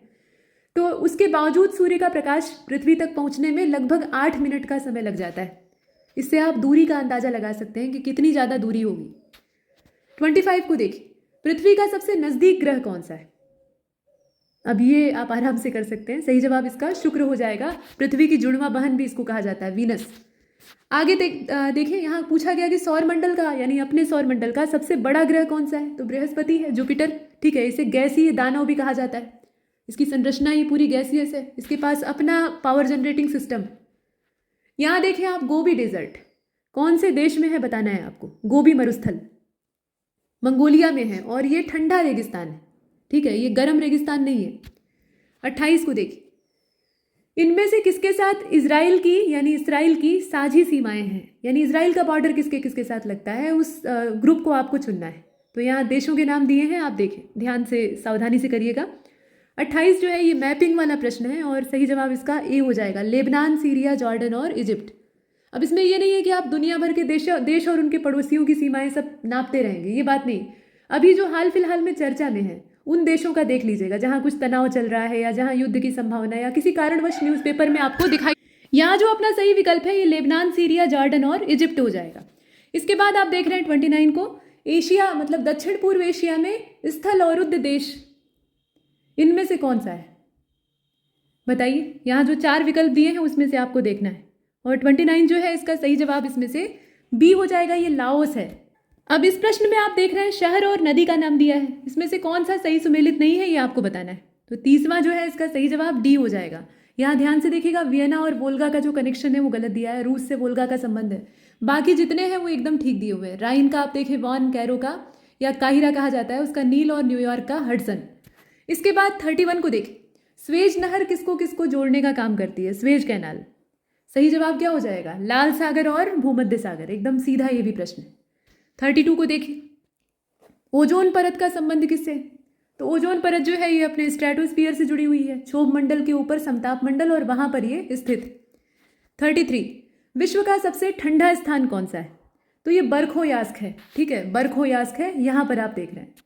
34 को देखिए, गेहूं और चावल दोनों के मामले में संसार में सबसे बड़ा प्रोड्यूसर कौन सा देश, उत्पादक दोनों का? तो सही जवाब इसका क्या होना चाहिए? ये चीन है, ठीक है, चीन जो है वो दोनों का सबसे भारी भरकम उत्पादक। 35, दुग्ध उत्पादन के मामले में कौन सा देश पहले स्थान पर है? तो दुग्ध उत्पादन के मामले में अगर आप देख रहे हैं तो भारत पहले स्थान पर है। यहाँ टोटल मिल्क प्रोडक्शन की बात हो रही है तो उसमें भारत का नाम सबसे ऊपर है। 36 को देखिए, विश्व का सबसे बड़ा प्रमाणित तेल का भंडार, लार्जेस्ट प्रूवन ऑयल रिजर्व जो है वो कहाँ पर लोकेट करता है? वेनेजुला, सऊदी अरब, ईरान और इराक। 36 का सही जवाब हो जाएगा ए, यानी वेनेजुला, ठीक है। आगे चलें, 37 को देखिए, यूरेनियम का सबसे बड़ा भंडार बताइए कहाँ पर है? तो ये अपना ऑस्ट्रेलिया में है। यूरेनियम की जो खदानें हैं भारी भरकम, वो ऑस्ट्रेलिया में। 38, बरमूडा ट्रायंगल रहस्यमयी, ये कहाँ पर स्थित है? तो निश्चित तौर पर अटलांटिक महासागर में है। इसमें इतना तो आप जानते हैं, तो दो विकल्प साफ हो जाते हैं। अब बताइए कि ए होगा कि बी, मतलब वेस्टर्न नॉर्थ होगा कि ईस्टर्न साउथ होगा? दिशा इसमें दी हुई है और उसके आधार पर आपको पकड़ना है, तो सही जवाब इसका ए हो जाएगा। ये पश्चिमी उत्तरी अटलांटिक महासागर। इसके बाद आइए 39, यहाँ कृषि पद्धति यानी एग्रीकल्चरल सिस्टम और रीजन दिया हुआ है। ये सभी शिफ्टिंग कल्टीवेशन की वेराइटी है, कहाँ पर कौन सी होती है वो मिलान किया हुआ है, लेकिन इसमें से सही कौन सा है ये आपको छांटना पड़ेगा। तो 39 का सी चुन लीजिए। यहाँ पर सी को चुनने का मतलब यह है कि सिर्फ दूसरा सही है। मिल्पा और मैक्सिको का जो कनेक्शन है वो सही दिया है, बाकी झूमिंग का दिया है साउथ ईस्ट एशिया, तो बाकी दोनों ही यहाँ पर गलत हैं, सिर्फ इसका दूसरा सही। 40 को देखिए, खारे पानी की सबसे बड़ी झील भारत में कौन सी? तो भारत में चिल्का है। और अंतिम प्रश्न देख रहे हैं आप, संस्थान और स्थान दिया है, कौन सा गलत है उसकी तलाश आपको करनी है। तो यहाँ अगर आप देखेंगे तो चारागाह और चारा अनुसंधान संस्थान झांसी में है ना। केंद्रीय औषधि अनुसंधान संस्थान अपना लखनऊ में है, ठीक है। और भारतीय शर्करा तकनीकी संस्थान यानी शुगर टेक्नोलॉजी वाला जो इंडियन इंस्टीट्यूट है ये कानपुर में है। लेकिन कृषि विज्ञान संस्थान की जो लोकेशन दी है प्रयागराज, यही गलत दिया हुआ है। बताइए अच्छा कहाँ पर है ये? आसान सा एक प्रश्न आपसे पूछा गया है। चलिए अब इसके बाद हम आगे बढ़ने वाले हैं। यहाँ पर्यावरण और पारिस्थितिकी को देख लीजिए। तो पूछा गया कि national environmental engineering research institute यानी नीरी, इसकी लोकेशन कहाँ पर है? तो नीरी की लोकेशन जो है ना ये नागपुर में है। यहाँ पर आप सी वाले विकल्प को चुन लीजिए। इसके बाद दूसरा प्रश्न देखिए, विश्व पर्यावरण दिवस, ये तो आप जानते हैं। चलिए, सबसे ज़्यादा जैव विविधता कहाँ पर पाई जाती है? तो ये अपनी साइलेंट वैली है, सुरमा वैली नहीं है, साइलेंट वैली है, यानी शांत घाटी केरल की। आगे चले, भूमंडलीय ऊष्मन की आशंका मतलब ग्लोबल वार्मिंग, ये वायुमंडल में बढ़ती हुई सांद्रता, मतलब किस चीज़ की सांद्रता अगर बढ़ेगी तो ग्लोबल वार्मिंग बढ़ेगी, आपसे ये पूछा जा रहा है। तो निश्चित तौर पर कार्बन डाइऑक्साइड, ग्रीन हाउस गैसें जितनी भी हैं अगर बढ़ती हैं तो उससे ग्लोबल वार्मिंग बढ़ेगी, और उसमें सबसे बड़ी रिस्पॉन्सिबल गैस कौन सी है? CO2। इसके बाद 5वें नंबर के प्रश्न को देखिए, WWF यानी world wild life fund for nature, इसका प्रतीक कौन सा जानवर है? तो ये पांडा है, लेकिन पांडा भी कैसा? बड़ा वाला पांडा, यानी जाइंट पांडा। इसके बाद आगे चले, येलोस्टोन नेशनल पार्क, बताइए कहाँ पर है? लोकेशन आपको बतानी है। तो ये अपना संयुक्त राज्य अमेरिका में है येलोस्टोन, ठीक है, ज्वालामुखी। और 7वां देखिए, निम्नलिखित ईंधनों में से कौन सा सबसे कम प्रदूषण उत्पन्न करेगा? डीजल, कोयला, हाइड्रोजन और मिट्टी का तेल यानी केरोसिन। तो निश्चित तौर पर बाकी जितने हैं वो फॉसिल फ्यूल हैं, तो भर भर कर प्रदूषण होगा, सिर्फ हाइड्रोजन जो है वो स्वच्छ ईंधन, ठीक। इसके बाद 8वां देखिए, कौन सा अम्ल वृष्टि का कारण है, यानी एसिड रेन किस वजह से होती है? तो एसिड रेन का कारण है सल्फर और नाइट्रोजन के ऑक्साइड। यहाँ जो सी वाला विकल्प है उसको चुन लीजिए। 9वां देखिए, स्वचालित वाहन निर्वातक का सबसे अविषालु धातु प्रदूषक कौन सा है? Most non toxic metal pollutant of automobile exhaust, बताइए ये कौन सा चीज़ है? कॉपर है, लेड है, कैडमियम है, मरकरी है, और इसमें से अपना सही जवाब क्या हो जाएगा? बी वाला हो जाएगा, ये अपना लेड है। विषालु मतलब ऐसे जहरीला नहीं है, लेकिन इससे बहुत तरह के घातक प्रभाव दिखाई देते हैं और ये बड़ा ही स्थायी होता है। आगे चले, यहाँ देखें आप, ग्लोबल 500, ये एक तरह के पुरस्कार का नाम है। तो इस अवार्ड को किस श्रेणी में या किस चीज़ में दिया जाता है, किस क्षेत्र में? तो सही जवाब इसका पर्यावरण प्रतिरक्षा हो जाएगा। यहाँ तो चुनना आसान है क्योंकि सारे प्रश्न पर्यावरण के हैं, लेकिन जब मिक्स करके आएगा तो उसमें आपकी बुद्धि काम करनी चाहिए। तो ये इन्वायरमेंटल प्रोटेक्शन के क्षेत्र में दिया जाता है। 11 को देखिए, पहला बायोटेक पार्क यूपी में कहाँ पर स्थापित किया गया? तो लखनऊ में किया गया था, ये आपने हजारों बार पढ़ा है। अच्छा, सौर विकिरण की सबसे महत्वपूर्ण भूमिका किस चीज़ में होती है? सोलर रेडिएशन, वैसे तो सूर्य जो है वो ऊर्जा का एकमात्र स्रोत है हमारे इकोसिस्टम के लिए, लेकिन सबसे महत्वपूर्ण भूमिका इसकी किस चीज़ में होती है? तो 12 का जो सही जवाब है वो सी हो जाएगा। जल चक्र को चलाने के लिए, जल चक्र चलेगा ही नहीं अगर सोलर रेडिएशन जो है वो न प्राप्त हो, मतलब सूर्य का प्रकाश अगर नहीं प्राप्त हो। पानी भाप बन के उड़ेगा नहीं, फिर वर्षा नहीं होगी, वर्षा नहीं होगी तो कुछ नहीं होगा, है ना। 13 को देखिए, वातावरण में सबसे ज़्यादा परसेंटेज किस चीज़ का है? तो नाइट्रोजन का है। अगर वायुमंडलीय संगठन को आप देखते हैं तो सबसे ज़्यादा नाइट्रोजन ही पाई जाती है। दूसरे नंबर पर ऑक्सीजन है। यूएनईपी यानी यूनाइटेड नेशन एनवायरमेंटल प्रोग्राम, इसका हेडक्वार्टर कहाँ पर है बताइए? संयुक्त राष्ट्र पर्यावरण कार्यक्रम, और इसका जो मुख्यालय है वो अपना नैरोबी में है। नैरोबी माने केन्या में है, ठीक है। 15 को देखिए, कौन सा फूड चेन का निर्माण कर रहा है? फूड चेन यानी उसमें एक उत्पादक होता है, बाकी सारे जो हैं वो भोक्ता होते हैं, उसी को खाते हैं या दूसरों को खाते हैं। तो 15 जो है इसका सही जवाब क्या हो जाएगा? बी हो जाएगा। इसमें ग्रास, गोट और मैन वाला जो कॉम्बिनेशन है वो सही है, क्योंकि घास जो है वो उत्पादक है, बकरा उसको खाता है, बकरे को आदमी खा लेता है, बाकी जितने हैं वो सही कॉम्बिनेशन नहीं है। इसके बाद 16 को देखिए, पारिस्थितिकी तंत्र का जो प्रेरक बल है वो क्या है? तो प्रेरक बल क्या है? सौर ऊर्जा है। सौर ऊर्जा के बिना कुछ नहीं होने वाला, तो यहाँ पर आप डी को चुनिए। 17 को देखिए, वृक्षों में कौन सा पारिस्थितिकी मित्र नहीं है? तो वैसे तो सारे ही पेड़ जो हैं वो इको फ्रेंडली होते हैं, लेकिन आजकल जैसी पानी की किल्लत चल रही है, पानी भी हम ही ने ज़्यादा बर्बाद किया है, तो उसमें यूकेलिप्टस जो है वो इको फ्रेंडली नहीं है। और यूकेलिप्टस ने ये नहीं कहा था कि हमको ले जाकर पानी की जहाँ कमी है वहाँ लगाइए। ये तो ऐसे इलाकों में पाया ही जाता था जहाँ दलदल होते थे।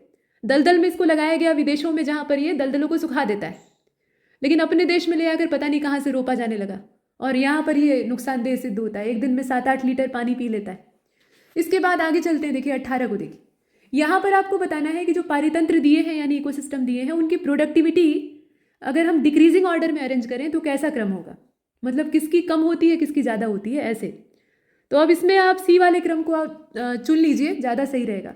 सबसे ज़्यादा प्रोडक्टिव इसमें से है मैंग्रोव, उसके बाद है ग्रासलैंड, उसके बाद है लेक, और उसके बाद है महासागर। महासागर भले ही बड़े साइज़ का है, लेकिन इन सब की तुलना में इसकी प्रोडक्टिविटी सबसे कम है। उसके बाद आप देखें यहाँ 19 को, कौन सी ग्रीन हाउस गैस नहीं है बताइए? तो नाइट्रोजन अपनी ग्रीन हाउस गैस नहीं है, बाकी सारी जो है वो ग्रीन हाउस गैसेज हैं, मतलब ग्लोबल वार्मिंग के लिए रिस्पॉन्सिबल होती है। कार्बन क्रेडिट, ये एक दृष्टिकोण है। अब इसको किस उद्देश्य से शुरू किया गया था या कहाँ से इसको शुरू किया गया था, किस सम्मेलन या किस आयोजन का परिणाम है? तो यहाँ पर आप ए को चुन लीजिए। ये क्योटो प्रोटोकॉल से स्टार्ट हुआ था, क्योटो प्रोटोकॉल से कार्बन क्रेडिट। 21 को देखिए, जलवायु परिवर्तन पर भारत की पहली जो राष्ट्रीय कार्य योजना यानी एक्शन प्लान था नेशनल लेवल का, उसको कब शुरू किया गया, मतलब उसकी शुरुआत का समय देखिए। तो ये 2008 का समय था, कई बार आपने पढ़ा होगा। यहाँ जो बी वाला विकल्प है उसको चुन लीजिए। 22 को देखिए, वायुमंडल में ओजोन परत क्या करती है? आप सभी जानते हैं क्या करती है। अल्ट्रावायलेट रेडिएशन को खाकर अपना पेट भरती है और उसके बाद हमारी रक्षा करती है उन जो हानिकारक विकिरण है उनसे। ओजोन का ये भोजन होता है, मतलब ऑक्सीजन के जो परमाणु हैं वो तभी जुड़ते ही हैं जब अल्ट्रावायलेट रेडिएशन उन्हें प्राप्त होता है। इसके बाद 23 को देखिए, कौन सी गैस ओजोन परत के अवक्षय के लिए उत्तरदायी है? देखिए, क्लोरीन इसका सबसे बड़ा शत्रु होता है। क्लोरीन इसमें से किस में है? तो 23 का सही जवाब हो जाएगा डी वाला। ये क्लोरोफ्लोरोकार्बन है जिसके अंदर क्लोरीन, फ्लोरीन ये सब मौजूद है। इसके बाद 24 को देखते हैं। कहा गया कि ओजोन परत की क्षीणता के लिए यानी ओजोन परत के डिप्लेक्शन के लिए इसमें से कौन सा रिस्पॉन्सिबल नहीं है? तो प्रशीतक यानी रेफ्रिजरेटर जो होते हैं या ठंडा करने वाले यंत्र, उनके अंदर जो CFC इस्तेमाल होता है, या फिर मेथिल क्लोरोफॉर्म, या फिर हेलोन जो कि अग्निशामक के तौर पर यूज़ होता है, या फिर नाइट्रस ऑक्साइड, जो नहीं उत्तरदायी है, ओजोन को नुकसान नहीं पहुंचाता है, वो आपको चुनना है। तो इसमें से आप मेथिल क्लोरोफॉर्म को चुन लीजिए, जो कि एक विलायक के रूप में इस्तेमाल होता है। वो कहीं से भी ओजोन को नुकसान नहीं पहुंचाता है। बाकी चूंकि वो सॉल्वेंट के रूप में है ना, बाकी जितने हैं वो ओजोन को नुकसान पहुंचाने के लिए कहीं ना कहीं से रिस्पॉन्सिबल होते हैं। इसके बाद 25 को देखते हैं। बताइए, ओजोन संरक्षण दिवस कब मनाया जाता है, मतलब अंतर्राष्ट्रीय दिवस इसका कब होता है? तो 25 का बी हो जाएगा। ये सितंबर में मनाया जाता है, 16 तारीख को, है ना। यहाँ देखिए, कथन कारण दिया है, ओजोन परत जैविक जीवन के लिए अत्यंत आवश्यक है और पृथ्वी को ये उच्च ऊर्जा विकिरण से सुरक्षित रखती है। तो सही जवाब क्या हो जाएगा? इसका ए ही होना चाहिए। कथन कारण सही, व्याख्या भी सही, इसमें तो कुछ गलत है ही नहीं। 27 को देखिए, उड़ीसा तट जो है ये भारत में सबसे ज़्यादा चक्रवात का शिकार बनता है। महानदी डेल्टा क्षेत्र में भारी मात्रा में मैंग्रोव उजड़े हैं। मैंग्रोव तटवर्ती क्षेत्र में एक जटिल बाढ़ का निर्माण करते हैं, जो कि सुनामी तक को झेलने की कुवत रखते हैं, है ना। तो मैंग्रोवों का अगर विनाश होता है तो निश्चित तौर पर चक्रवात तो परेशान करेंगे ही, लेकिन बताइए कि क्या यही एक कारण है, मतलब ये कारण ठीक दिया हुआ है? तो 27 का जो सही जवाब है वो इसमें ए ही होगा, क्योंकि उड़ीसा को ही ज़्यादा परेशान क्यों कर रहा है? क्योंकि वहाँ पर जो मैंग्रोव थे भारी तादाद में, उनको हमने काट पीट कर उजाड़ दिया है। तो ए वाला विकल्प इसमें सही मालूम होता है। ठीक, आगे चले। वन नवीकरणीय संसाधन है, ठीक है। फॉरेस्ट जो है वो रिन्यूएबल रिसोर्सेज हैं, क्योंकि ये पर्यावरण की गुणवत्ता को बढ़ाते हैं। तो बात तो ठीक है कि ये पर्यावरण की गुणवत्ता को बढ़ाते हैं, इनसे ज़्यादा कोई बढ़ा नहीं सकता। लेकिन क्या यही वजह है कि ये नवीकरणीय संसाधन है? तो निश्चित तौर पर नहीं, क्योंकि दोनों कथन सही है लेकिन यहाँ व्याख्या सही नहीं है। नवीकरणीय संसाधन है, इसमें कोई संदेह नहीं है, लेकिन उसकी वजह ये थोड़ी ही है। 29 को देखिए, कौन सा भारत में डिफॉरेस्टेशन की वजह नहीं है या उसका प्रभाव नहीं है? वजह नहीं, प्रभाव की बात हो रही है। तो निर्वनीकरण का प्रभाव इसमें से क्या चीज़ नहीं है? देखिए आप, हिमालय में जल स्रोत सूख रहे हैं, जैव विविधता खत्म हो रही है, नगरीकरण बढ़ रहा है, मृदा अपरदन तेजी से हो रहा है। तो नगरीकरण अगर कम होने लगे तब तो इससे अच्छा क्या हो सकता है, क्योंकि नगरीकरण ही असली जड़ है तबाही की। तो निर्वनीकरण का ये प्रभाव नहीं, बल्कि ये वजह है निर्वनीकरण की। नगरीकरण जो तेज रफ्तार में बढ़ रहा है, उससे हमारे जंगल उजड़ते जा रहे हैं, वहाँ नगर फैलते जा रहे हैं। इसके बाद 30 को देखिए, निम्नलिखित राज्यों में से किस राज्य में वन सर्वाधिक क्षेत्रफल में फैले हुए हैं? तो अब ये भी सामयिक प्रश्न है। फिलहाल इसमें अगर आपको चुनना हो तो आप सी को चुनेंगे, मध्य प्रदेश, ठीक है, एमपी। और आप देखें वनों का उच्चतम प्रतिशत यहाँ से किस में है? जो पूर्वोत्तर के राज्य हैं वहाँ वनों की तादाद ज़्यादा है, लेकिन तेजी से कम हो रहे हैं, इसमें भी कोई संदेह नहीं है। तो 31 का जो सही जवाब है वो डी हो जाएगा, मिजोरम, ठीक है। प्रतिशत की बात हो रही है। 32 को देखिए, वन्य जीव संस्थान, wild life institute of India, location आपको बतानी है। लोकेशन इसकी देहरादून है, यहाँ आप उत्तराखंड का देहरादून चुन लीजिए। 33 को देखिए, चिपको आंदोलन मूल रूप से किसके खिलाफ था? तो जंगलों की कटाई के खिलाफ था। यहाँ देख रहे हैं आप, ये उत्तर भारत में चिपको और दक्षिण भारत में एपिको के नाम से जाना गया।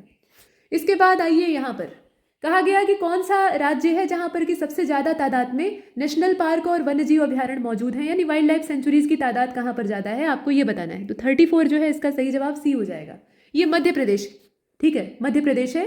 सी वाले विकल्प को आपने चुन लिया। आइए 35 को देखिए, कौन सा एक बस्तर क्षेत्र में स्थित है? बस्तर में कौन सा है बताइए? तो बस्तर में इसमें से आपका इंद्रावती है, ठीक है, इंद्रावती नेशनल पार्क है, बाकी सारे जो है वो बस्तर में नहीं। बताइए कि साइबेरियन क्रेन जो होता है यानी सारस, उसके लिए सबसे बढ़िया हैबिटेट कौन सा है? राजस्थान, अरुणाचल, आंध्र या ओडिशा? 36 तो राजस्थान है, यहाँ देख रहे हैं आप, ठीक है, ए वाले विकल्प को चुन लिया।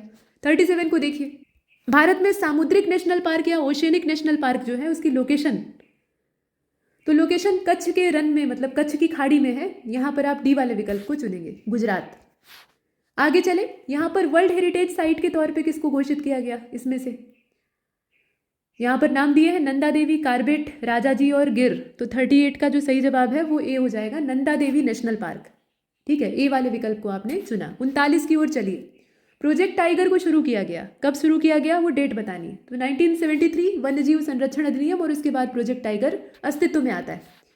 40वां देखिए, 100% सौर ऊर्जा पर चलने वाला भारत का पहला केंद्र शासित प्रदेश कौन सा है? तो ऐसा भारत का पहला केंद्र शासित प्रदेश है दीव, ठीक है, यहाँ जो सी वाला विकल्प है उसको आप चुन लीजिए। अगला देखिए, मोटर वाहनों से निकलने वाली निम्नलिखित में से कौन सी एक प्रदूषण फैलाने वाली गैस है? तो ये कार्बन मोनोऑक्साइड है ना। और आप देखें, प्रदूषण फैलाने का काम इसमें से तो सभी करते हैं, लेकिन मुख्य रूप से कौन सा है ये पूछ रहा है, तो इसमें से कार्बन मोनोऑक्साइड को आप चुनेंगे। अब इसमें ये देखना होगा कि कौन ज़्यादा नुकसान पहुंचा रहा है। इसके बाद आइए 42 को देखिए, कौन सा एक वायु प्रदूषण में जैविक सूचक का काम करता है? मतलब जहाँ पर वायु प्रदूषण ज़्यादा होगा वहाँ पर ये उगेंगे ही नहीं। तो ये लाइकेन होते हैं, और लाइकेन अपने आप में कोई जीव नहीं है, बल्कि दो जीवों की आपस में सहजीविता होती, ठीक है। 43 को देखिए, कौन सी गैस वायुमंडल में अम्ल वर्षा के लिए रिस्पॉन्सिबल? तो ये अपना SO2 है, मतलब सल्फर और नाइट्रोजन के यौगिक होते हैं, तो यहाँ खोज लीजिए आप आराम से। अच्छा, 44 नौकनी संलक्षण, ये जो है ये किस वजह से उत्पन्न होता है, मतलब किस प्रदूषण की वजह से ये पैदा होता है? तो 44 का डी वाला हो जाएगा, ये फ्लोराइड का जो प्रदूषण है उस वजह से होता है, ठीक, डी वाले विकल्प को आपने चुना। 45 भोपाल गैस कांड, इसमें कौन सी गैस का रिसाव हुआ था? यूनियन कार्बाइड फैक्ट्री थी। तो 45 का जो परफेक्ट आंसर है वो सी हो जाएगा, ये मिथाइल आइसोसाइनेट है, हजारों बार आयोग ने पूछा है, यहाँ सी वाले विकल्प को आप चुन लीजिए। और 46 को देखिए, कौन सी गैस? तो यहाँ MIC, ठीक है, मिथाइल आइसोसाइनेट, नाम अलग ढंग से दिया हुआ है तो उसको पहचान लीजिएगा। चलिए 47 को देखिए। 2009 स्वच्छ गंगा के लिए निम्नलिखित में से किसको स्थापित किया गया था? तो ये अपना राष्ट्रीय गंगा नदी तलहटी प्राधिकरण था। ठीक है, ये बात 2009 की हो रही है। तो यहाँ सी वाले विकल्प को चुनिएगा, national Ganga river basin authority, उसी का ये हिंदी वाला नाम है, तलहटी रिवर बेसिन को कहा गया है। तो दोनों नाम जानते रहिए। चलिए 48 को देखिए। कौन सा मास के अंतिम सप्ताह के जो माफ कीजिएगा, महीने का जो अंतिम शनिवार होता है उसमें राष्ट्रीय स्वच्छता दिवस मनाता है? इसमें से कौन सा ये देश है? देश का नाम आपको चुनना है, भारत नहीं है, भारत के अलावा कोई। तो 48 का सही जवाब सी हो जाएगा, ये सियरा लियोन है। यहाँ पर आप सी को चुनेंगे। हालांकि ये थोड़ा बेतुका प्रश्न है लेकिन फिर भी है। अच्छा 49 को देखिए। राष्ट्रीय सामुद्रिक पार्क, अभी आपने पीछे देखा है वही चीज़ यहाँ पूछी जा रही है। तो 49 में आप चुनेंगे किसको? कच्छ को चुन लीजिए, अभी पीछे ये रिपीटेड। अब यहाँ देखिए सस्टेनेबल डेवलपमेंट गोल, ये हर साल पूछा जा रहा है कि कौन सा गोल किस में तय किया गया है, नंबर आपको देखना होगा। तो इसमें आपको मिलान करना है, ये सूची मिलान वाला है। तो इसमें मिला लीजिए। देखिए सी वाले विकल्प के हिसाब से मिलाना होगा। मतलब SDG नंबर 10 जो है ये असमानताओं में कमी लाने के लिए है। वैसे ही SDG नंबर 13 जो है ये जलवायु क्रिया से जुड़ा हुआ है। और 14 जो है इसको आप पानी के नीचे जो जीवन है, मतलब जल जीवन है, उनके बारे में जोड़ लीजिए। और जो स्थल खंड पे जीवन है, जीवधारी है, उनके लिए 15 है। इस तरीके से मिलान करेंगे। तो ये 17 हैं, इनको 17 को देख लीजिएगा। अब यहाँ देखिए कुछ अधिनियम इत्यादि दिए हैं पर्यावरण से संबंधित और उनका समय दिया है। मिलान इसमें भी करना है। तो इसमें आप बी वाले के हिसाब से मिलाइएगा। ठीक है, मतलब वन्य जीव संरक्षण अधिनियम है, इसको आप 1972 से मिला लीजिए। पर्यावरण संरक्षण अधिनियम है, उसको आप मिला लीजिए 1986 से, भोपाल गैस कांड के बाद। और राष्ट्रीय हरित अधिकरण अधिनियम है, मतलब वही NGT एक्ट है। तो उसको आप किससे मिलाएंगे? इसको 2010 से मिला लीजिए और जैव विविधता वाला जो है उसको 2002 से मिला लीजिए। काम हो गया। 52वां देखिए, अंतिम प्रश्न है पर्यावरण का, उसके बाद हम इकोनॉमी देखेंगे। तो कहा गया है कि कौन सा सतत विकास लक्ष्य 2030 तक सभी के लिए पानी की उपलब्धता और स्थायी प्रबंधन को लक्षित करता है? बताइए, ये SDG नंबर कौन सा है? तो ये अपना 6वां है। ठीक है, सस्टेनेबल डेवलपमेंट गोल नंबर 6।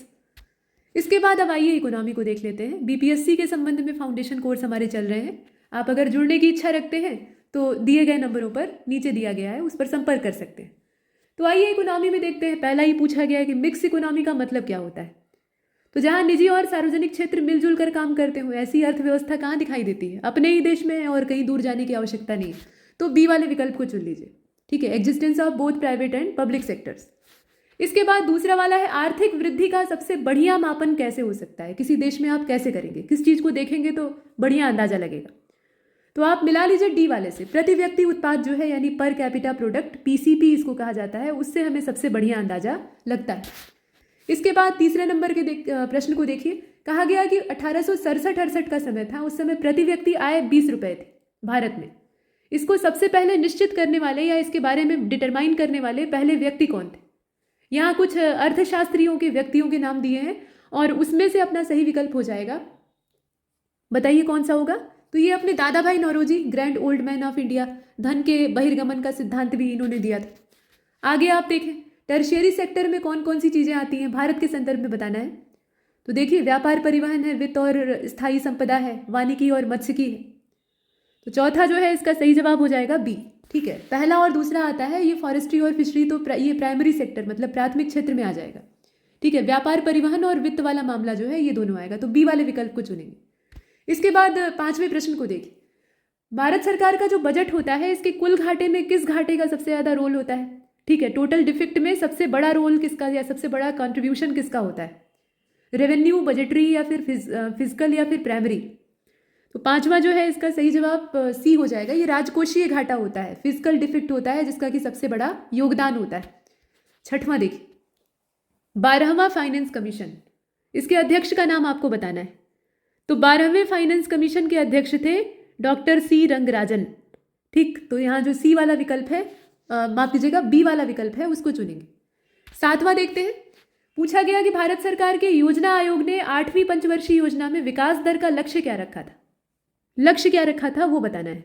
तो सही जवाब इसका 5.6 होना चाहिए, सब 5-5 करके ही दिया है, तो इसमें से आप सी को चुनेंगे, 5.6। 8वां देखिए, कौन सा भारत में मुद्रास्फीति के प्राकलन के लिए सबसे प्रचलित माप के तौर पे काम करता है? मूल्य सूचकांक, थोक मूल्य सूचकांक मतलब price index, wholesale price index, consumer price index, या फिर इंडस्ट्रियल गुड्स प्राइस इंडेक्स। इस तरीके से इनका संक्षिप्त रूप भी आप देखते हैं, जैसे PI है, WPI है, CPI है, इस तरीके से दिया रहता है। तो इसमें से सबसे ज़्यादा प्रचलित कौन सा है? 8वां आप देखें, सही जवाब इसका B हो जाएगा, ये होलसेल प्राइस इंडेक्स है यानी WPI। 9वां देखें, कर्मचारी जो भारत में है उनको महंगाई भत्ते का निर्धारण किया जाता है, तो उसके लिए किस चीज़ को हम आधार बनाते हैं? नेशनल इनकम को आधार बनाते हैं, कंज्यूमर प्राइस इंडेक्स को, स्टैंडर्ड ऑफ लिविंग को, या पर कैपिटा इनकम को? तो 9वां जो है इसमें B को आप चुनेंगे, कंज्यूमर प्राइस इंडेक्स यानी CPI जो होता है उसी को हम आधार बनाते हैं इस चीज़ के लिए। 10वां प्रश्न पूछा गया कि भारत का सबसे बड़ा व्यापारिक बैंक, कॉमर्शियल बैंक कौन सा है? NABARD, SBI, ICICI, union bank of India? सही जवाब इसका स्टेट बैंक ऑफ इंडिया हो जाएगा, ये कॉमर्शियल सेक्टर का सबसे बड़ा बैंक। 11 बैंकों का पहली बार नेशनलाइजेशन कब हुआ था भारत में? तो पहली बार हुआ था 1969 में। यहां पर आप C वाले विकल्प को चुन लीजिए, 1969। ठीक है, 12 को देखिए, बैंक दर से अभिप्राय क्या है? तो बैंक दर एक तरह की ब्याज दर होती है यानी इंटरेस्ट रेट होती है, लेकिन ये किस तरह की इंटरेस्ट रेट है ये आपको बताना है। बैंक रेट है क्या असल में? तो बैंक रेट जो है ये भारतीय रिजर्व बैंक के द्वारा व्यावसायिक या व्यापारिक बैंक जो है उनको दिए जाने वाले ऋणों पर लिया जाने वाला इंटरेस्ट होता है। ठीक है, ठीक है, RBI के द्वारा ये दिया जाता है और उस पर वसूला जाता है। 13 को देखें, 1 रुपए के नोट पर हस्ताक्षर किसका होता है? बाकी जो करेंसी नोट होते हैं उन पे तो RBI के गवर्नर का होता है, लेकिन 1 रुपए के नोट पर किसका होता है? तो ये वित्त मंत्रालय के जो सेक्रेटरी होते हैं, मिनिस्ट्री ऑफ फाइनेंस के, उनके सिग्नेचर होते हैं। 14 को देखिए, गिल्ट एज्ड, ये गिल्ट एज्ड बाजार, इसका संबंध किस चीज़ से है? मतलब ये किस तरह का बाजार होता है? असल में आपसे प्रश्न पूछ रहा है। तो असल में ये मार्केट ऑफ गवर्नमेंट सिक्योरिटीज होता है यानी सरकारी प्रतिभूतियों का बाजार होता है। 15 को देखिए, M नरसिंघम कमेटी, इसका संबंध किससे है? तो नरसिंघम कमेटी का संबंध है बैंकिंग रिफॉर्म से। B वाले विकल्प को चुने। स्वाधार योजना, ये कठिन परिस्थिति में जो महिलाएं रह रही हैं उनके सहयोग के लिए चलाई जाने वाली स्कीम थी, तो हम C वाले विकल्प को चुनेंगे। डिफिकल्ट सर्कमस्टेंसेस जो होते हैं उसमें जीवन यापन कर रही महिलाओं के लिए। 17 को देखिए, यहाँ पर पूछा गया है कि भारत निर्माण में निम्नलिखित में से कौन से कार्यों की मदें शामिल हैं? मतलब कौन कौन से जो आइटम ऑफ वर्क हैं वो उसमें इंक्लूड होते हैं। तो पहला, सिंचाई में त्वरित गति से लाभ देने वाले प्रोग्राम है। फिर नदियों का इंटरलिंक प्रोग्राम, मतलब नदी घाटी परियोजना है, नदी जोड़ो परियोजना। उसके अलावा जो वाटर बॉडीज हैं उनकी मरम्मत, पुनरुद्धार और जीर्णोद्धार, सिंचाई परियोजनाओं का पूरा विस्तार और पुनर्वास इत्यादि। इसमें से आपको चुनना है। यहाँ बात भारत निर्माण की हो रही, तो 17 जो है इसका सही विकल्प हो जाएगा C वाला। सिर्फ पहला, दूसरा और तीसरा, लेकिन इसमें चौथा नहीं आएगा कि सिंचाई परियोजना से विस्थापित व्यक्तियों का हम पुनर्वास करें। ऐसा कोई इसमें रिहेबिटेशन का प्रोग्राम नहीं था। 18 को देखिए, स्वर्ण जयंती ग्रामीण स्वरोजगार योजना, इसको कब शुरू किया गया था? इसका समय बताइए। तो अब यहाँ पर आपका सही जवाब हो जाएगा C वाला। ठीक है, ये 1999 का समय है, यहाँ पर आप C को चुने। 19 को देखिए, राष्ट्रीय ग्रामीण स्वास्थ्य मिशन का शुभारंभ कब किया गया था? तो आप जानते ही हैं ये 2005 की बात है और वो भी 12 अप्रैल 2005 की तारीख है। D वाले विकल्प को आप चुनिए। ठीक, 20 को देखिए, सर्व शिक्षा अभियान का लक्ष्य प्राथमिक शिक्षा को सभी को उपलब्ध कराना है। कब तक उपलब्ध कराने का लक्ष्य था वो आपको देखना है। तो 2007 का लक्ष्य रखा गया था, पीछे की बात की जा रही है, पुरानी योजनाएं प्रासंगिक। विमेंस डे यानी नारी दिवस किस दिन मनाया जाता है? तो 8 मार्च विश्व महिला दिवस। ठीक है, यहाँ अंतर्राष्ट्रीय या विश्व महिला दिवस है उसकी बात हो रही। अब आइए आगे चलते हैं। यहाँ कहा गया कि विशेष आर्थिक क्षेत्र यानी स्पेशल इकोनॉमिक जोन की जो पॉलिसी है इसको भारत में कब अनाउंस किया गया था? 22। सही जवाब इसका A हो जाएगा, ये अप्रैल सन 2000 की बात है। ठीक है, अप्रैल सन 2000 में इसको अनाउंस किया गया था, यहाँ A वाले विकल्प को। और 23 का देखिए, WTO यानी वर्ल्ड ट्रेड ऑर्गेनाइजेशन, इसका हेडक्वार्टर कहाँ पर है? तो ये तो आप सभी जानते हैं कहाँ पर है, ये आपका जेनेवा में है, यानी आप यहाँ चुन लीजिए A वाले विकल्प को, A वाला। 24 को देखते हैं, 2011 का सेंसस बताना है आपको कि उत्तर प्रदेश के बाद किस राज्य की आबादी सबसे ज़्यादा है? यूपी नंबर 1 पे है, उसके बाद दूसरे नंबर पर कौन सा है? तो दूसरे नंबर पर अपना महाराष्ट्र है। ठीक है, तो यहाँ पर आप A को चुन लीजिए। ठीक है, ध्यान दीजिएगा उत्तर प्रदेश के बाद पूछ रहा है और यहाँ 2011 के ही सेंसस के हिसाब से कौन से राज्य में पॉपुलेशन डेंसिटी सबसे कम है? सबसे कम जहाँ पर है वो आपको बताना है। तो कम वाले ही यहाँ ज़्यादातर दिए हैं, अब उसमें से आपको एक चुनना होगा और सही जवाब इसका अरुणाचल हो जाएगा, यानी आप ए वाले विकल्प को चुनिए। ठीक है, अरुणाचल प्रदेश। अब यहाँ देखिए, भारत के किस राज्य में जनसंख्या घनत्व सबसे ज़्यादा है? तो ये तो आप सभी जानते हैं, यहाँ बिहार राज्य हो जाएगा। पॉपुलेशन डेंसिटी के मामले में ये सबसे ऊपर है, डी वाला विकल्प। अब यहाँ देखिए, प्रति 1000 पुरुषों की तुलना में महिलाओं की संख्या यानी लिंगानुपात, इनमें से किस केंद्र शासित प्रदेश में 1000 से ज़्यादा है, यानी 1000 पुरुषों से महिलाओं की तादाद ज़्यादा है? ये कौन से केंद्र शासित प्रदेश है? इनमें आपको चुनना है, कोई एक होगा। तो 27 जो है इसका सही जवाब हो जाएगा इसमें से ए वाला। ठीक, पुडुचेरी। 28 को देखिए, लिस्ट मिलान करना है, प्रकृति और राज्य दिया है और इसमें आप मतलब प्रकृति का मतलब उसके विषय में दिया है। तो सबसे ज़्यादा अर्बनाइज स्टेट कौन सा है? शहरी आबादी वाला, जनसंख्या घनत्व वाला, सबसे कम जनसंख्या घनत्व वाला, ऐसे करके दिया है। तो मिलान करेंगे तो इसमें आप डी वाले के हिसाब से मिला लीजिए। 28 का डी सबसे सही मिलान होता है। मतलब सबसे ज़्यादा शहरीकृत राज्य इसमें से कौन सा हो जाएगा? तो ये तमिलनाडु हो जाएगा। सबसे ज़्यादा शहरी आबादी कहाँ पर है? तो ये अपने महाराष्ट्र राज्य में है, इसको मिलाएंगे आप। सबसे ज़्यादा आबादी का घनत्व अगर देखा जाए इनमें से जो दिया हुआ है, ठीक है, तो अधिकतम जनसंख्या घनत्व वाला जो राज्य है वो इसमें हो जाएगा दिल्ली, यानी केंद्र शासित प्रदेश के तौर पे। और वैसे सबसे कम वाला कहाँ पर है? तो अरुणाचल है ना। अब इसमें देखिए, जो नगरीय जनसंख्या अपने देश की है उसमें कुल जनसंख्या का प्रतिशत, मतलब अर्बन पॉपुलेशन का परसेंटेज अपने देश की टोटल पॉपुलेशन में कितना है? रूरल पॉपुलेशन ज़्यादा थी और अर्बन कम थी, आप जानते ही हैं। तो अर्बन पॉपुलेशन का परसेंटेज कितना है? असल में ये करीब 31.16% है, तो इसमें आप बी को चुनेंगे। ठीक, बी वाला। इसके बाद 30वां प्रश्न देखें, कौन सा भारत का सर्वाधिक नगरीकृत राज्य है? Urbanise state. तो अर्बनाइज स्टेट इसमें आप देखिए कौन सा होगा? गोवा हो जाएगा, है ना। यहाँ जो सी वाला विकल्प है उसको चुन लीजिए, ये गोवा राज्य है। 31 को देखिए, पूछा गया कि 2011 के सेंसस के हिसाब से अर्बनाइजेशन का जो डिसेंडिंग ऑर्डर है, अवरोही क्रम है, उसमें आपको इन राज्यों को व्यवस्थित करना है। तो अर्बनाइजेशन के घटते क्रम में आप इसे अरेंज करके देख लीजिए। अवरोही क्रम का मतलब क्या? जिसमें ज़्यादा है उसको पहले रखेंगे। तो 31 का सही विकल्प हो जाएगा ए वाला। ठीक, सबसे पहले इसमें गोवा, उसके बाद मिजोरम, उसके बाद फिर तमिलनाडु और अंत में जाकर केरल। 32, भारत की नगरीय जनसंख्या की दशकीय वृद्धि कब उच्चतम थी? यहाँ पर आपको दशक चुनना है। ठीक है, दशकीय वृद्धि की बात की जा रही है, तो सबसे ज़्यादा ये उच्च कब रही थी, ये आपको देखना है। तो 32 का सही जवाब इसमें हो जाएगा सी वाला। ये 1971-81 का जो दशक था, यानी 10 साल का समय था, उस समय सबसे ऊंची देखी गई थी। 33 को देखिए, विश्व जनसंख्या दिवस तो आप जानते ही हैं 11 जुलाई को मनाया जाता है, चुन लीजिए बी वाले विकल्प को। आइए अब 34 को देखते हैं। कहा गया है कि सबसे ज़्यादा अर्बनाइज कंट्री कौन सी है संसार में? तो संसार में अगर देखा जाए तो ये सिंगापुर है। इसमें जो विकल्प दिए हैं सिंगापुर को आप चुन लीजिए, डी वाला विकल्प। ठीक, और 35 में आपसे पूछा गया है कि दक्षिण एशिया में वृद्ध जनसंख्या सर्वाधिक कहाँ पर है? प्रतिशत के मामले में कौन सा देश वृद्धों की पॉपुलेशन के मामले में सबसे ऊपर है? तो 35 का डी हो जाएगा, ये श्रीलंका है। ठीक है, श्रीलंका है।